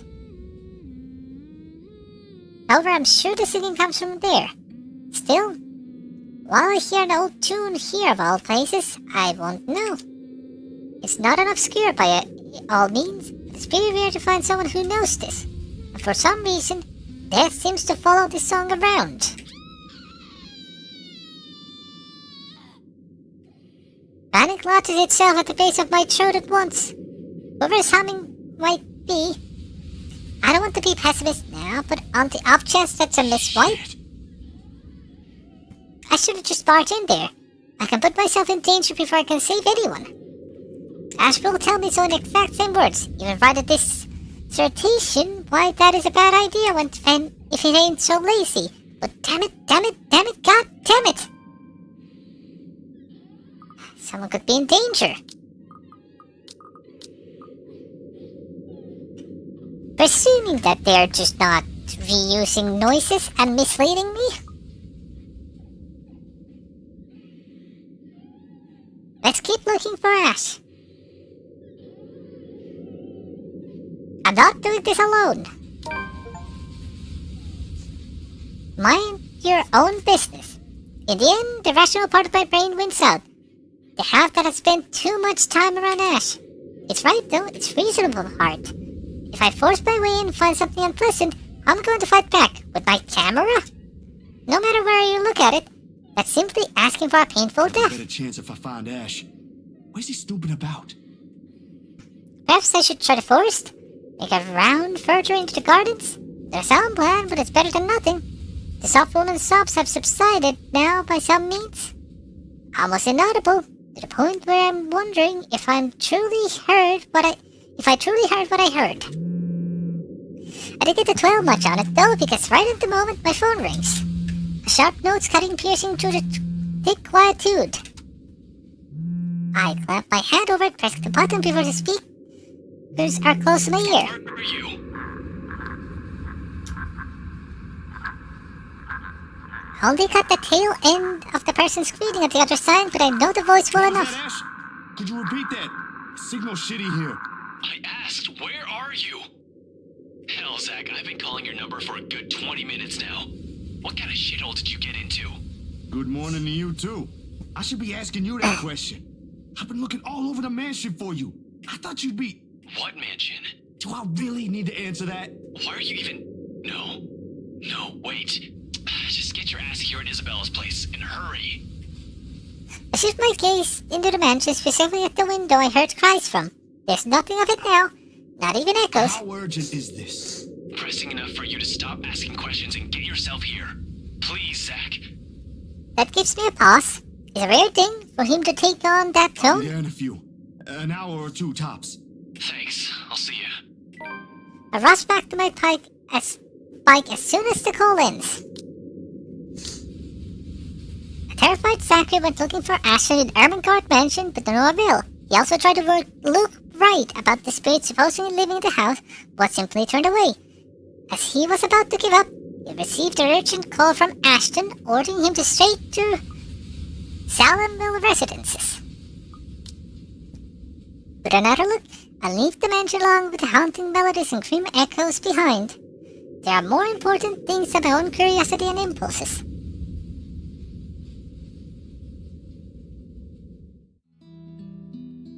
And we switch to Marianne instead. That's a pretty image. 17:15 p.m. The numbers are so little on the top of my screen, they glare at me with such intensity that I can just hear their accusations. Profiles. Marianne McCullough.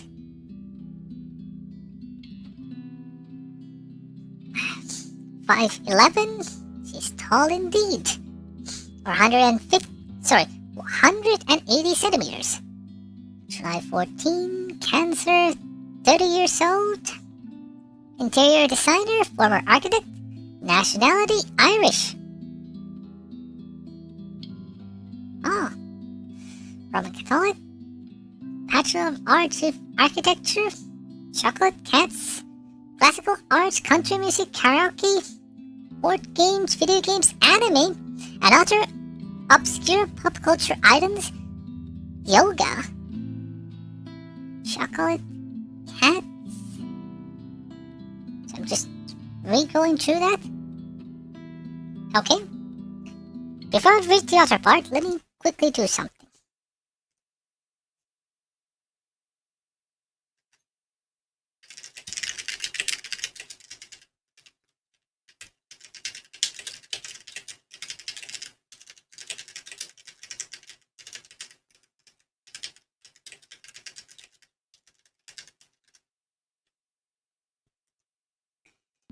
There we go. Left in the dumpster as a baby, she was found by a peddler and spent most of her childhood roaming the countryside in a beat-up van. Her father taught her how to read, write, and pray.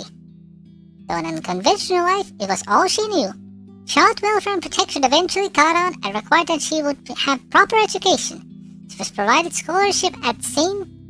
Santon School for young ladies and was bullied for being a charity kid. Marianne only had one friend and was mostly focused on her studies, intent on graduating and returning to her father, ashamed that he was diagnosed with Alzheimer's soon after. Her work as an architect in Ireland lasted until Irish economic crisis. She moved to England and after some time Luxburn in a search for better career opportunities.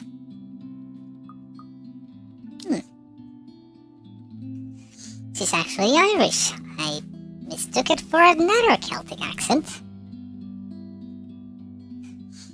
I'm late for a night out with the girls, yes, but I have perfectly good excuse, jeez. Consider I didn't follow typical office hours, they really can't expect me to able to just go as I please at 5:30 on the dot. The client is, first and foremost, my priority. I have to sit tight when my personal assistant, Chris, tells me we have a big one coming up and that I shouldn't miss this one. He knows a lot more on who's who and what's what when it comes to these socialites, and I trust the judgment call. I really don't have time for rich people, their drama and their politics. These sort who are born with silver spoons in their mouth and who were used to wagging their silver tongues about. I let them handle the negotiating with them for the most part. Why else would I have hired him? They told me I'd received a message about it an hour ago. Also, I didn't notice what the date was. Now, if only he has the full shilling when it comes to the time. Come on, I have a social life too, you know, to an extent. Sort of. Pressing my head against the table, I try to stave off an oncoming headache when the notification for an email pops up. All I'm expecting, hey, this looks like a good project I found. Go send them a design, or something like that, really. That's how it often goes. And with these rich, jammy clients who's heard of me from their equally rich, jammy friends, I can't expect them to hire me right off the bat. Which is all well and good and reasonable. We figure out what they want, send them my portfolio, my drafts for the project, my rates, and hope for the best. This is a big client, Marianne. I'll babysit Baruchel for you. Just please take this one project. I promise this person is huge in Luxborn.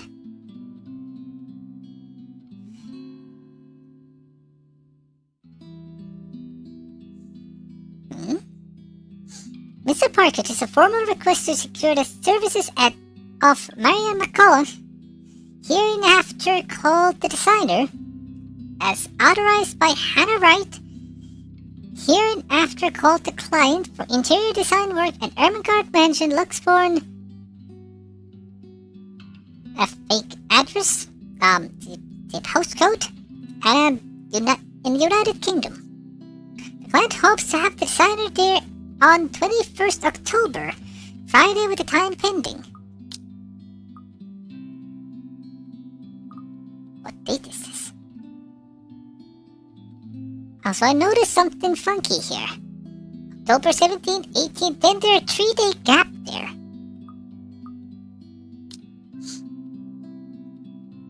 So I open the mail, and see that I've been requested by the client specifically. Well, I certainly didn't expect that, and it's pretty straightforward too. Also, note that it's from Johannes Schrecken.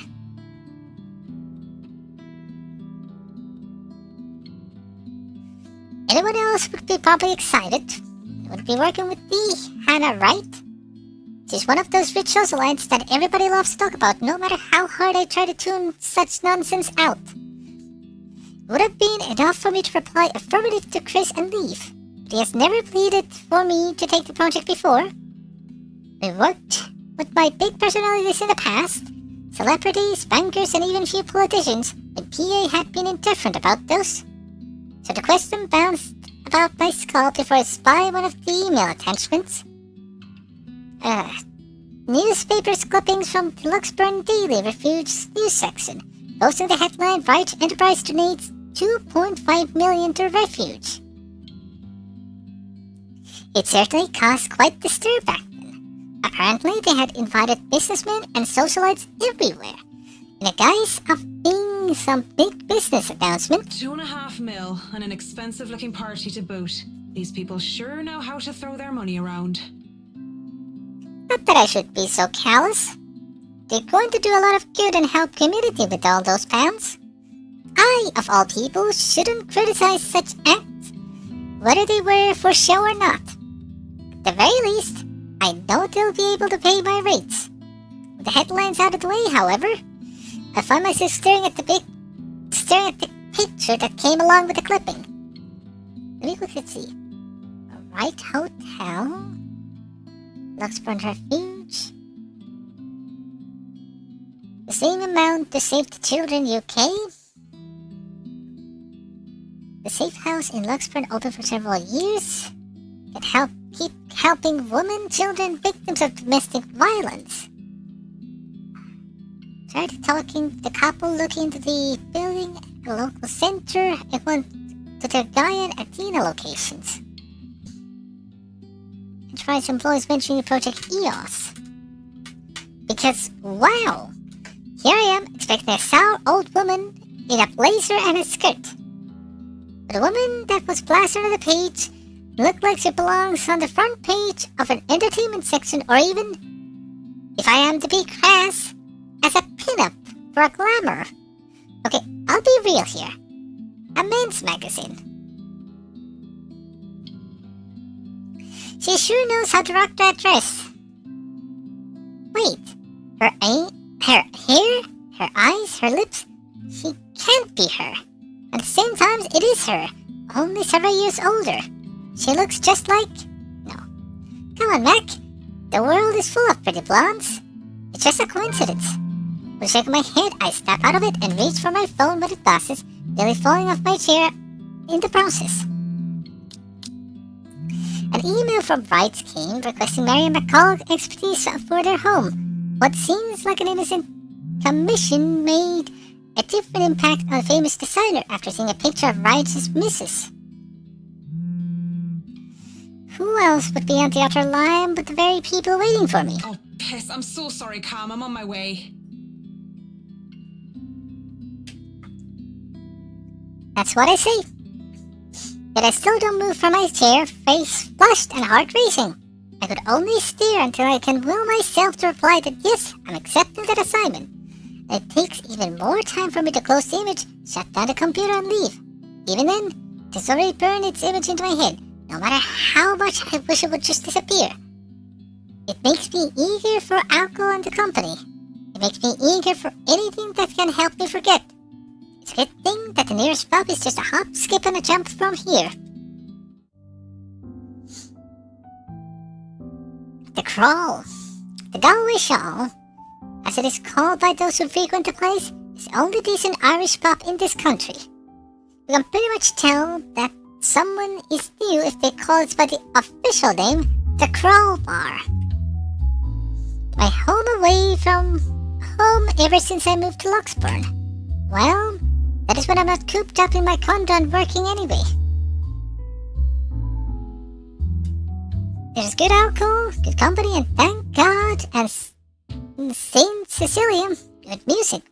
Crowd favorites like Buffy Noise, the High Wesleyan Men, and Second Fusion Orchestra are often played.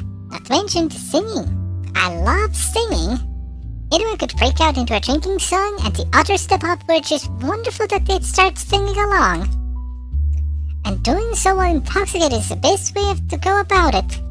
Hey, it's a win-win as long as I don't puke in the middle of the course, and as long as I can get home in one piece at the end of the day. And today is karaoke night. What better time than to try and sing all my worries away? That's what my intoxicated brain tells me. The ghost of guilt and sorrow remembers who I am, and in the prison of my heart, I was my only slave. But drinking only reminds me of my home, and the thought of home makes me think of her. In the depths of my cold soul, I'll leave the burden and despair. It makes me nauseous. It sickens me that the smallest reminder of her can cause me such grief. Fight for what's worth fighting for. Forget the fear, forget the rest. course, that might just be the booze. Any other day, I would have scolded myself for drinking so I much. lied to the Lord, I lied to myself, I lied to you and everyone I care, until there were no more lies to tell. But I already have a client, and we'll be having our first little meeting feed in a few days. Cowardice is easier than being brave, but at last I found the strength I lost to sing my love letter to you. 'Cause people can lie, but my lone heart beats true. I want to at least enjoy this night, get a hangover tomorrow, and return to being prim and proper professional after. That song was for Cam, our lucky bride-to-be.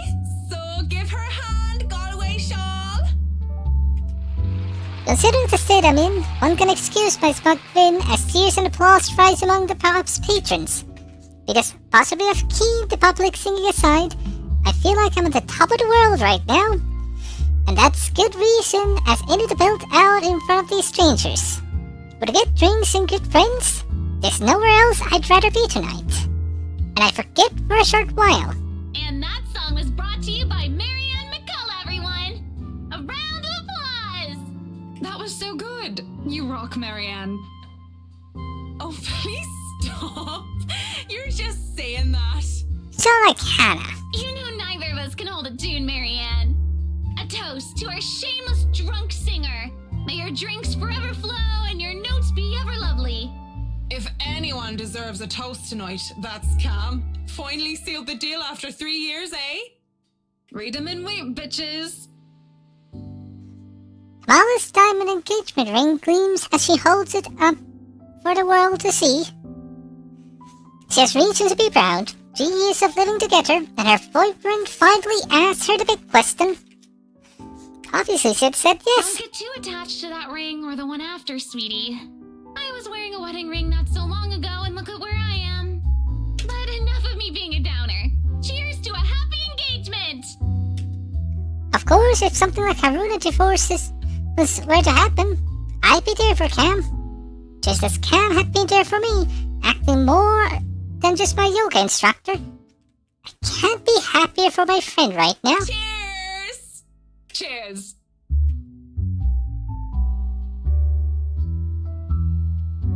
Also, give me a second, I need to do something.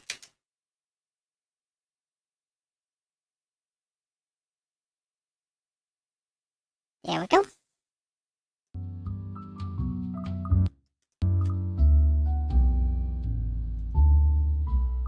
There we go. We will both be there for Cam and won't we? Haruna, it's been a real bad year for her ever since her divorce. She's been such a nice person, even loaning me money to open a studio, and she didn't deserve what her husband had pulled. I'm happy she's smiling again, picking out like she used to. I think we've all missed our Japanese firecracker. We met at the yoga class, something I had joined to keep myself in shape and, well, honestly, so that I could make friends when I had moved to Loxbourne. Clearly, it worked like a charm. It definitely didn't have anything to do with the fact that I brought my lucky D20 die with me on that first date. No, sir. I love this girl so much. What about you, Marianne? You're 30 years old and you still haven't got yourself a man. And you guys know I have a very busy schedule. I don't have time for that. Oh, come on! That's a lame excuse and you know it! You need a man who'll take care of you and you need it now! Maybe some hunk will be your house hubby while you rake in the dough. I'm quite capable of taking care of myself. Who needs a Mr. Right? Hey, look at me, I'm Marianne McCullough, a lawful neutral cleric with 9 points in wisdom and 8 in charisma, but I can't get myself a date. Oh, I love that one.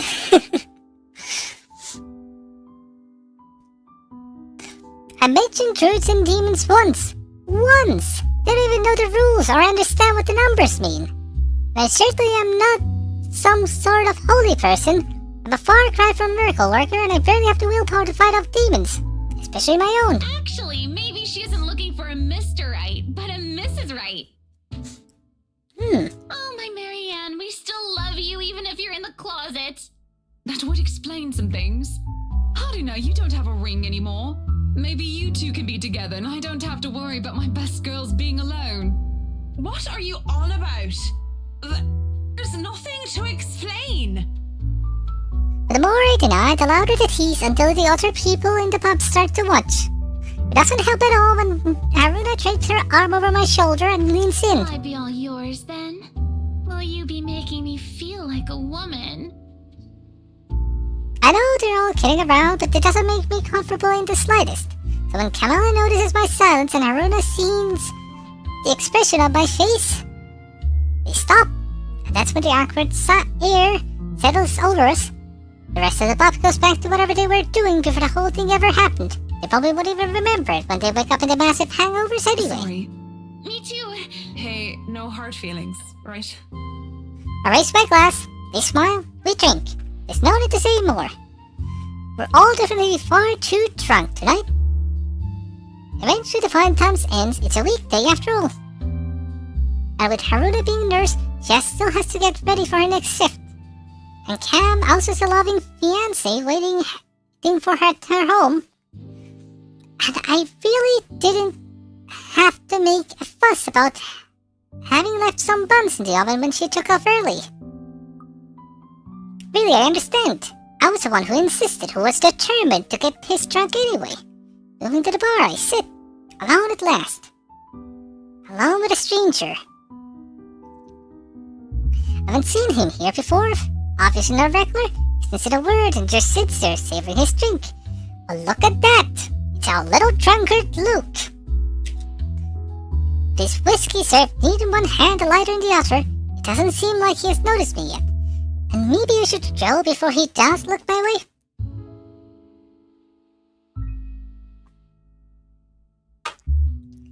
Because he was pretty and he was blonde, and those two things plus alcohol never did me any good. I thought too late. Judging by the way he's flushed face and his dazed look in his eyes, he's as pissed drunk as I am. Whereas I feel like keeling over, he looks at me still ready to take the catwalk by storm. He just has the air of one of those men who think they own the world. Hello there, sexy. Please don't stand up on my account. I already like what I see. Okay, first of all, please stop. And second of all, his name is Whiskey. Ah, yes, the Luke Whiskey, our new favorite not character. Oh, I love that. Fancy a drink? It'll be on me. But then again, I might be pleasantly surprised if he proves me wrong. Some between the sheets? Sex on the beach? I'm talking cocktails, of course. Oh dear God. Bad chance, but it doesn't matter. We both know how to play this game. There are two different ways of ending for the night to end. One thing or another is going to happen. The question is, what do I want to do? That's fine. I'd rather order some blue balls or some AMF if you don't mind. Nice one. He looks at us out.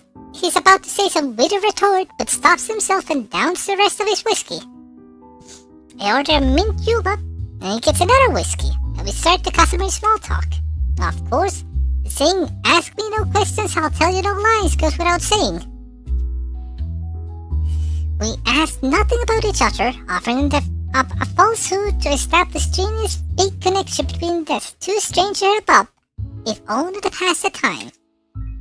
Whiskey, as I have to call him, is supposedly 21 years old, single, takes care of his sick mother, and is a manager of some sort. Manager of what? I didn't care to listen to the details. Meanwhile, Mint, as he has come to call me, is 29 and... What did I say it was again? Oh yeah. I told him I was a professional chocolate taster. Because, fuck it. If I'm going to lie about what my job is, might as well make fun of it. It's a pretty decent chat between the two drunk strangers. And maybe it's just me, but we might as fucking well expend the tiniest amount of effort in pretending there's something meaningful in this meeting. would have been nice too. It was just left at that. During the lull in the conversation, he brings it up. Well, I've never been with a woman taller than me. You're going to fucking die. I am going to... If this goes any further, I am going to kill you. And I think you might have been different from the rest. Have and never will, whiskey. Can we go back to the history of chocolates? Did you know that chocolate candy was introduced in 19th century England as a healthier alternative to alcohol? You heard everyone. Time to eat chocolate. St. Lucy was the most beautiful woman of her time. She had men come from the four corners of the world just to see the pure light of her exquisite green eyes. If she were so lucky, anyway. No, enough of the history lesson. Come on, Mint. You know and I know what you came here for.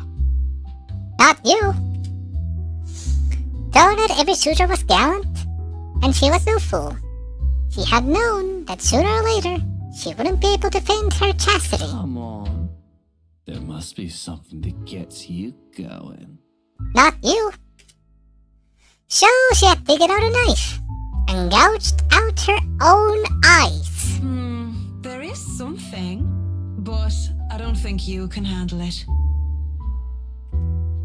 Impressed with her devotion, God restored her eyes and made them more beautiful than before. What the fuck is happening? He has a peculiar sense of humor, hasn't he? Because that only meant the suitors kept going after their Lucy. And she kept her eyes in a chalice to scare them away. Oh, I'm pretty sure I can handle whatever it is. A knife! Saint Lucy, help me! Help me turn away from sin! Help me with my own My blindness! place isn't too far from here. I won't take care of you if it ends up being too much for you. No, please do not, Marianne. And no one will be able to hear you if you try to scream. You sure you want to go down that road, pretty boy? Wouldn't have it any other way. Seriously?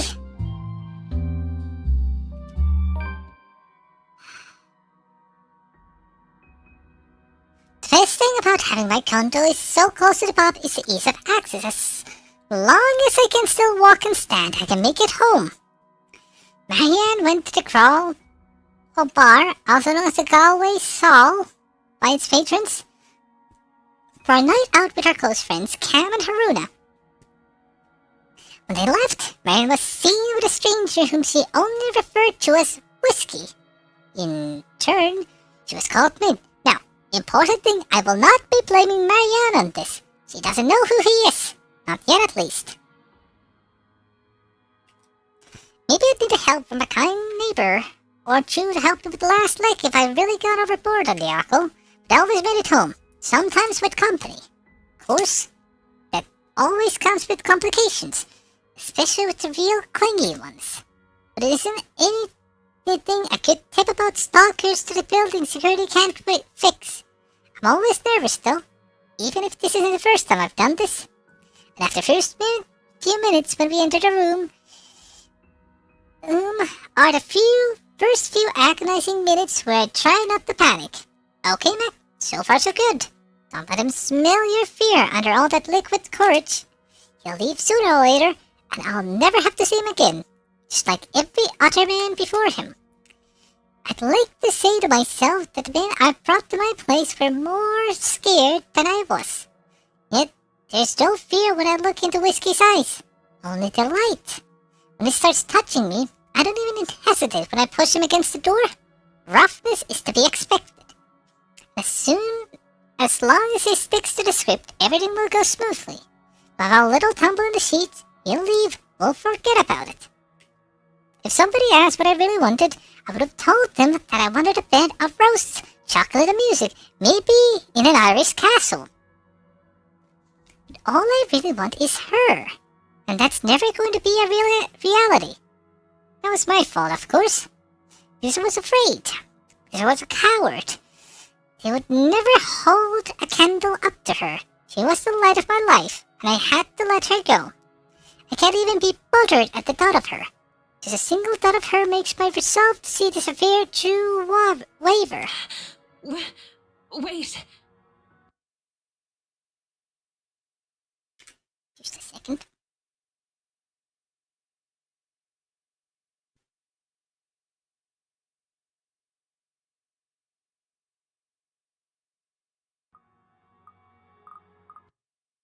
I think that's late.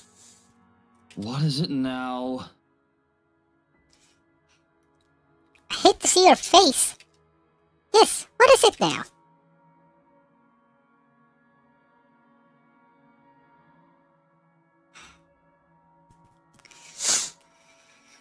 Okay.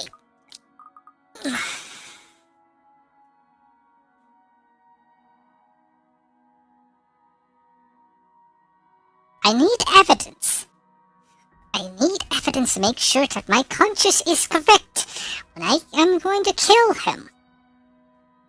Thinking this is wrong would not make sense. Except for the fact that she clearly is interested in some other gender. However, we do not know about the future. We do not know who Whiskey is. We pretend nothing is happening. May God have mercy on my soul, because every nerve on my body is telling me not to click this.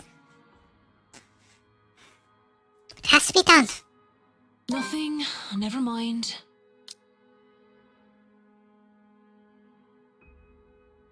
Oh. That put it way down. The hell with it, it doesn't matter. I'm just doing this for the exact same reason I brought a man home before and one before that. I didn't care about any of them. They were all nothing. I'm going to murder him in his sleep. Less than nothing. We part for air, but he all rips my belt without even bothering to take off his jacket. Someone make it as safe to my bed, and I don't even feel it as he pins me down. Oh, guys, that is too...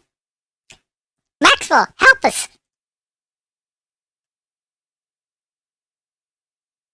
There, stare at Maxwell instead.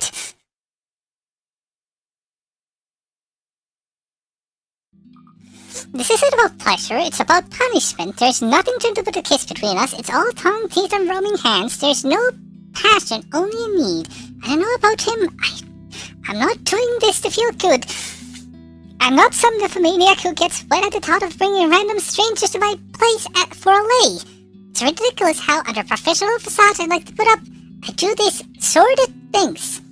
If any of my clients see the Marion McCullough all boost about having rough sex with the bloke from the bar, well, it's none of their fucking business, really. Cat, this is a really bad time to come online right now. I need to finish this. But still, everything after there's a drunken slur. Not that there's much to remember in the first place. The one night stands were always the same empty, meaningless sex. Flesh coming together, smelling of booze and sweat. Mother of God, pray for us sinners. Now you're sounding like the previous game. I'm too busy trying to remember her hands touching during it all. I'm trying to remember her lips that kissed me. But how can I remember something that never happened? Oh, thank God, we're done. We're done. Maxwell, you have saved us. You have saved us. Thank you. Thank you.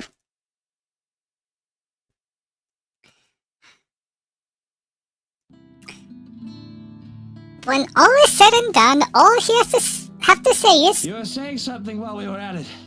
What were you mumbling? Ladies and gentlemen, we got him. We got him. We have a reason to kill him. And we're gonna deal with that next time. I am quite curious if this is wrong would still lead to things, but...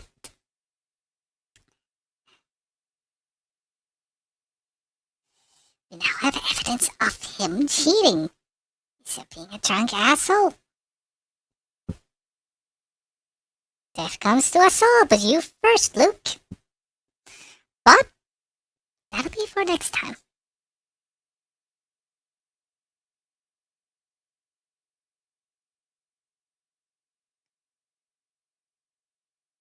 So,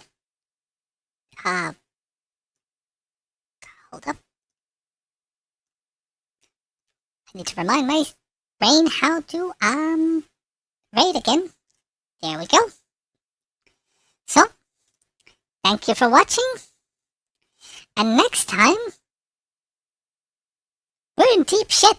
Well, Lucas, I am so glad that we have evidence, even though this feels wrong. This feels absolutely wrong. But we had to do it. It was necessary. I promise you. Because I needed evidence of his actions.